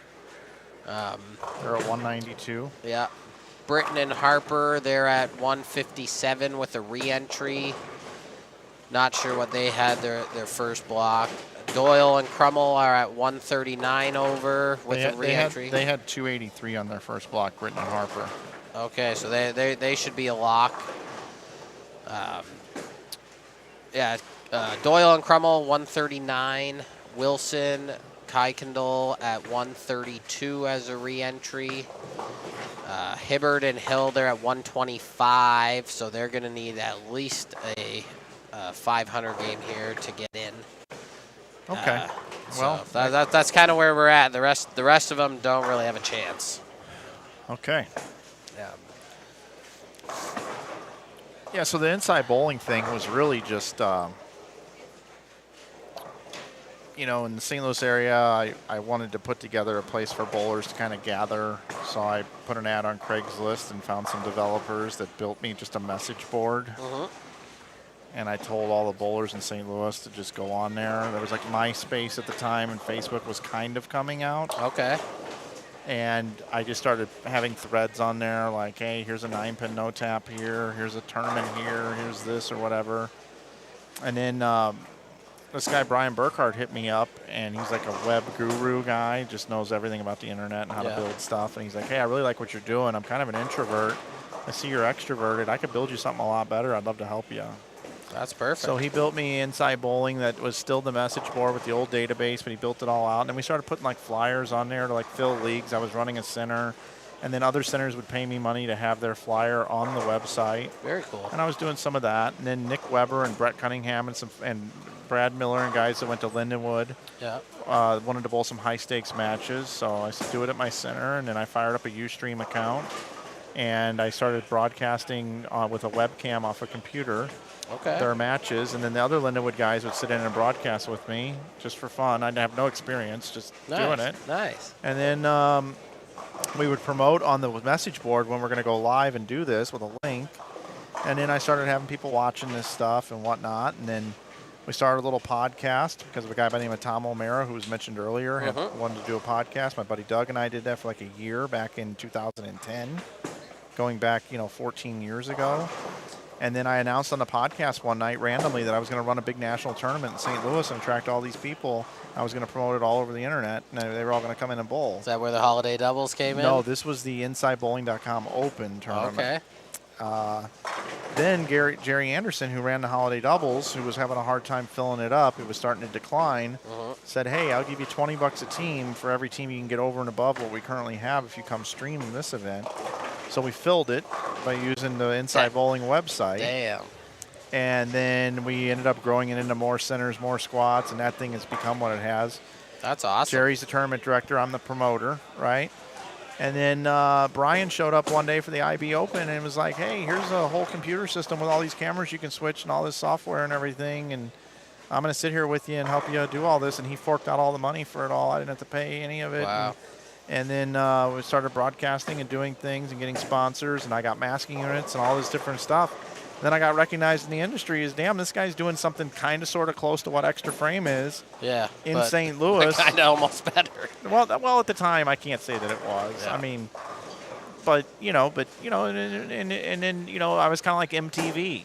I was just like MTV. Like you didn't know what was going on over here. And I just put a lot of bowlers in the booth and a lot of knowledgeable people, and I got a lot of support on my live streams from like guys like Jeff Carter. Jeff Carter spent a lot of time in my booth. Really? He was phenomenal. I remember watching him. Like, he was one of the first people I started watching on TV, like, because he was making shows when I first started watching 10-pin bowling. Dennis Hacker, Doug Lakey, Matt Turek, Ricky Matsko helped for a while, yeah, Jeff Carter was a big part of this. Nice. And then, people saw what I was doing, and they started agreeing to sponsor some events and stuff, and then just got recognized. And then when I was doing that, Tom Clark found me and was like, "Hey, I really like what you're doing. You want to come out and work extra frame?" And I went out and worked some extra frame, and I'm an entrepreneur. I kind of, some of my teammates out there, I didn't necessarily win over right away. I've learned a lot over the years. Yep.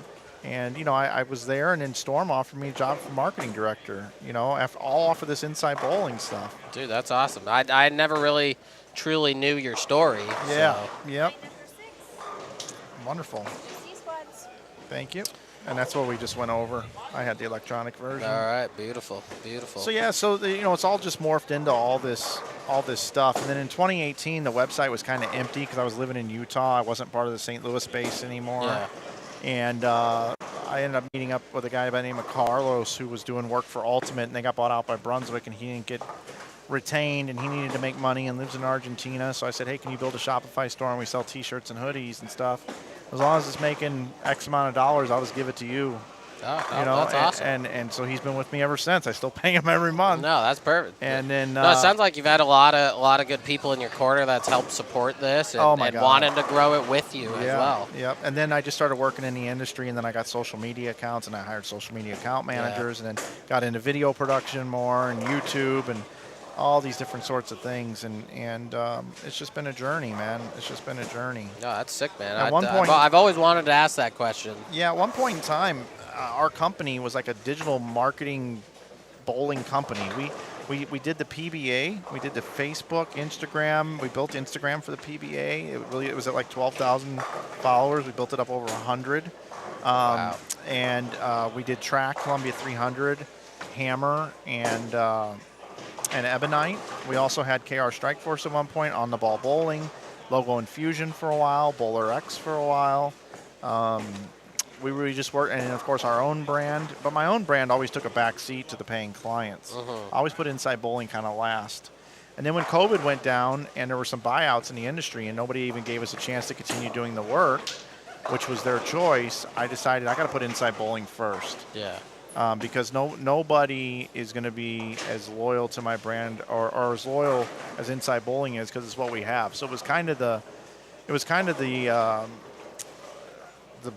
security blanket, and I decided let's just go all in on Inside Bowling. And you never know what other decisions are going to be made by partners in this industry. For whatever reason, they make these decisions. No hard feelings. It's just business. Yeah. And then I just have been kind of looking out for myself ever since, more so than anything. And of course, Bowl TV's given me a tremendous opportunity to go out and do some broadcasting. Flow Bowling gave me an opportunity before they went away. But for whatever reason, I still tend to always partner and do some sort of work involved with the PBA or with USBC or both. I still have this network, and then I'm always looking to try to do other things that I find interesting and that are a challenge for me. So that's. No, that's quite the story, man.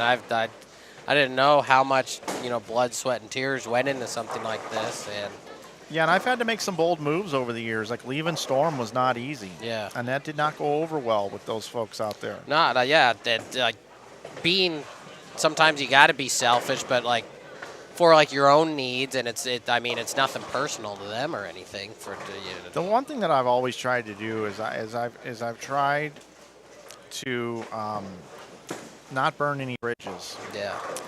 Some decisions I've made that might have been bold, I burned bridges, but I've tried to mend them as much as possible.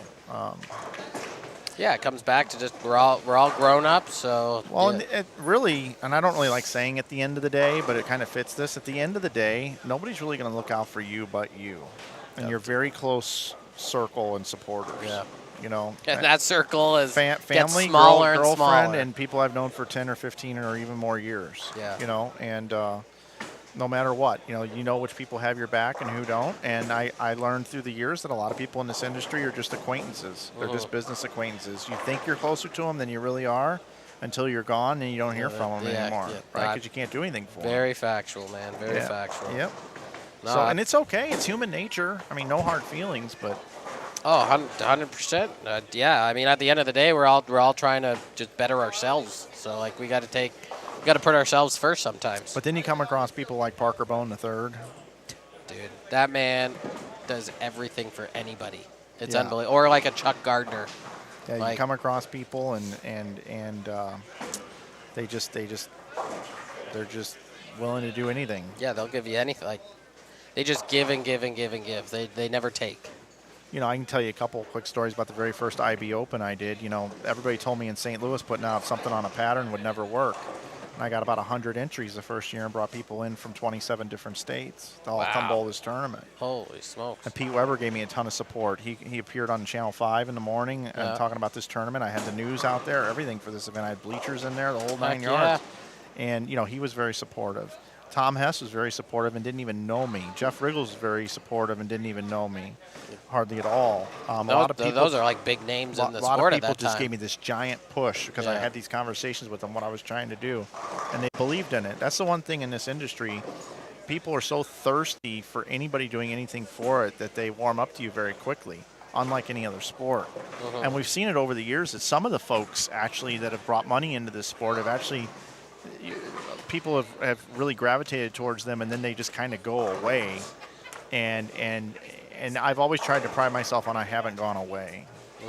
No, you're very much here, and I think you're here to stay for a long, long time, Mike. I try to be here. I try to be present. There was an iGrind company that came around with a bunch of money, and you know, and they're gone now. You know, there was a Proprietors Cup event that took place for several years. Which Yeah, I remember that. And it's gone now, Yeah. right? So there's just a lot of different things that have come and gone, and longevity and sticking around. You know, and the one other thing I've tried to do with this brand is try not to have any mud on its name.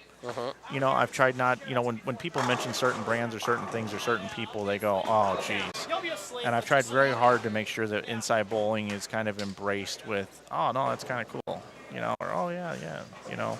No, and I think all the people that, you know, tune in to watch and the chat, how vocal it is, and the, you know, the bowlers pushing it, I think that's where this all kind of we're going to keep growing it for you. I saw a question from Pat Smith. What bowling lanes do you bowl at in Kansas City? On Tuesday nights, I bowl at a Sterling Bowl, and Thursdays are at Gladstone Bowl. But most of the time, my home center is Gladstone Bowl. And we're almost finished here, Mike. We are. Oh, you got plenty of time to go get yourself some food. Look at that. Support the local sponsor. I'm going to. Heck I'm going to yeah. go check that joint out.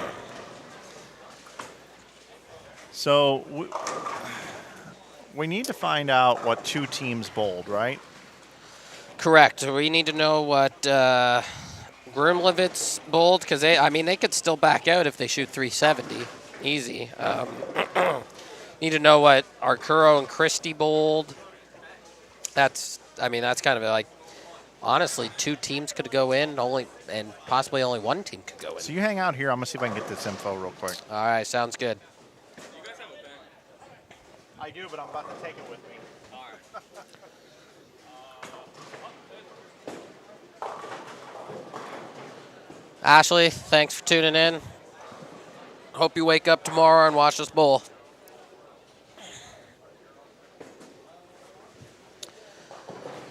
All right. We are down to the final frame. We got Wes Edwards cleaning up his spare. And we got Michael throwing his fill shot. We got Mike going out to figure out the last couple of teams to see what they bowled. We're honestly predicting the cut to be, it might get lower than 250. We might only see one team get in and one team fall out, or we honestly might not see any teams, you know, go in.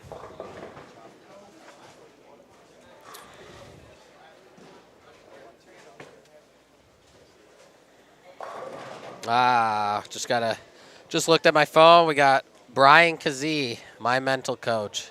Brian, thanks for everything. Thanks for tuning in. Hopefully you're going to watch tomorrow morning. because I know you like to get up early. So hopefully you don't have any golf scheduled tomorrow.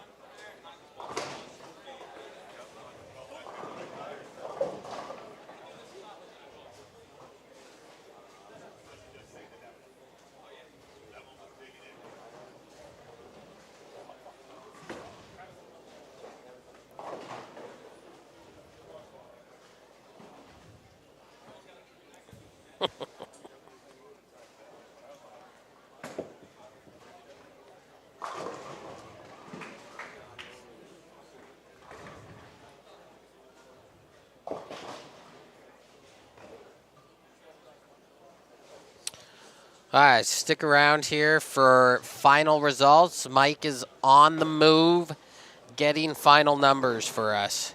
Where I am predicting the cut to be, we have, so if we go to 21 teams, that is 249 right now. Currently, we only have one team above that. We have Corbin and Murphy, who are beating their last score. Spencer Robarge and Barnes beating their previous score. So it could get as low as 230 potentially.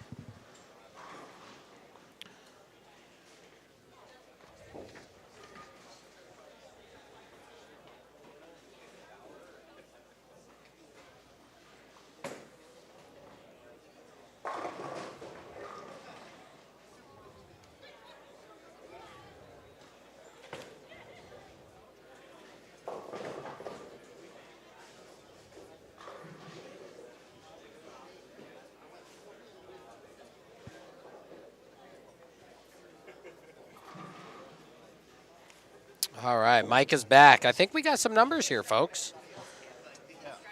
Yep, I think we can figure this out. I'll just bring it into the booth here. Why not? Two wild and crazy guys. Yeah. What can I say? All right, Steve Martin throwback there, Saturday Night Live, way before your time. Yeah, Okay. Yeah. So Grimovich here, right? That's the name, Grimovich. Yeah. They had 410 the last game. All right, so they're in soft. Yeah, but we need to know a score. So they will be at plus 282. 282 for Grimovich. All right. Arcaro and Christie bowled 504 the last game. Oh, wow. So 504, that'll get them to 296. Okay, so if we look at our standings here, right? We had, you have one as well. So nice bowling. By the way, I'm sorry I didn't get you the I was supposed to send you the how much you went for. That's my bad. Great, great last game. Great last game. I just totally forgot. 1, 2, 3, 4, 5, 6, 7, 8, 10. Oh, by the way, Robarge had 300 the last game too. Oh, nice. 1, 2, 3. Attaboy, kid. 4, 5, 6, 7, 8, 9, 10, 11, 12. Thank you. 13, 14, 15, 16, 17, 18, 19. So 2 teams made it in then above 234, correct? Correct. That would be Arcuro and Christie and Bostic and Grumlovitz. So we have the cut number at plus 234. Wow. Carlson and McLaren. I need to make sure there was no Carlson and McLaren above that, right? There was no. So Carlson and McLaren unofficially right now at plus 234 would be the number. Gosh, who would have thought? Yeah, 234. Scoring pace a little bit lower here this year. A lot of good teams not making it either. Yeah, I think the biggest shock is ALS and Kevin Williams, Yeah. especially Kevin winning a PBA title in this building, ALS just having the experience. Well, Kevin finished second here.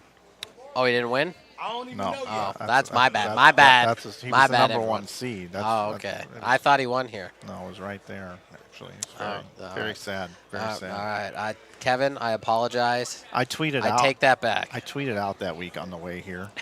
If bowling had DraftKings, like a sports book, Yeah. Kevin Williams was 100 to 1 Oh to win my. that week, according to Really? the odds at Bet Rivers. Really? And I said, bet the farm on Kevin Williams. Yeah, it's his house. Okay, at 100 to 1. Jesus. All right. Bet Rivers will only let me put $5 on it, but I had a $5 bet on Kevin Williams. Can you do it multiple times no, to $5? not on your account. Oh, it's like okay. I think they flagged me as like an inside guru. I seriously do. Why could I only allowed to bet 5? Anyway, if bowling had big time betting, I would have hedged the bet. Yeah. And put, at 50 to 1, I would have bet Cooley. Okay. Right, I'd have bet Cooley in the That's who ended up winning? Yeah, Cooley beat him right here. Yeah, he was the spoiler. I got nicknamed him the spoiler. Damn. I was on the call for that one. Those Aussies, man. Yeah, hey, Sam's tough. I mean, you got to earn it. But man, that was Kevin finished second here, man. All right, unofficially we have it at plus 234. Yeah, and I really don't know if I need to stick around on the air for this. The standings will be posted on Inside Chat, Bowling. good talking to you. Tune in tomorrow. We will see you. Yeah, that you got to kill a little more time than that for me. Okay, well. Because I got to find the thumbnail. I'm gonna watch Mike to figure out next time I'm on stream. Okay, now I have the thumbnail put up. So this is what we typically do here at the end. We just thank everybody for watching, as you did already. So we do want to thank everybody for watching the chat, everybody that's just been watching and been silent too. We appreciate you. This is the 2024 Springfield Double Shootout. You've been watching coverage of this all day, 21 total games and all across 3 squads at Enterprise Park Lanes here in Springfield, Missouri. I want to thank my guests today. We had Kevin Williams earlier in the day.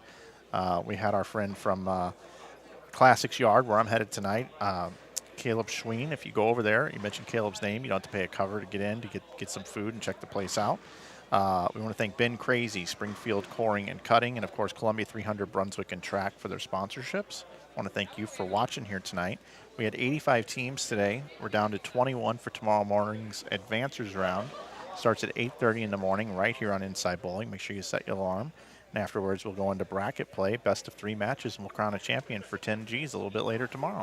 Beautiful. Looking forward to it, Mike. Zach, this has been an absolute pleasure sitting here with you, my friend. You're natural here in the booth. I know the fans really like to interact with you, and you certainly made the night go by a lot faster, so I appreciate you. Yeah, thanks, Mike. I look forward to it again. And I want to wish you all the luck and all the best tomorrow, all the best ball reaction possible to make some money. Thank you. See you guys. All right, that's going to do it for tonight's coverage, guys. Thanks so much for tuning in. Zach will be bowling tomorrow. I'll be bringing you the coverage right here on Inside Bowling.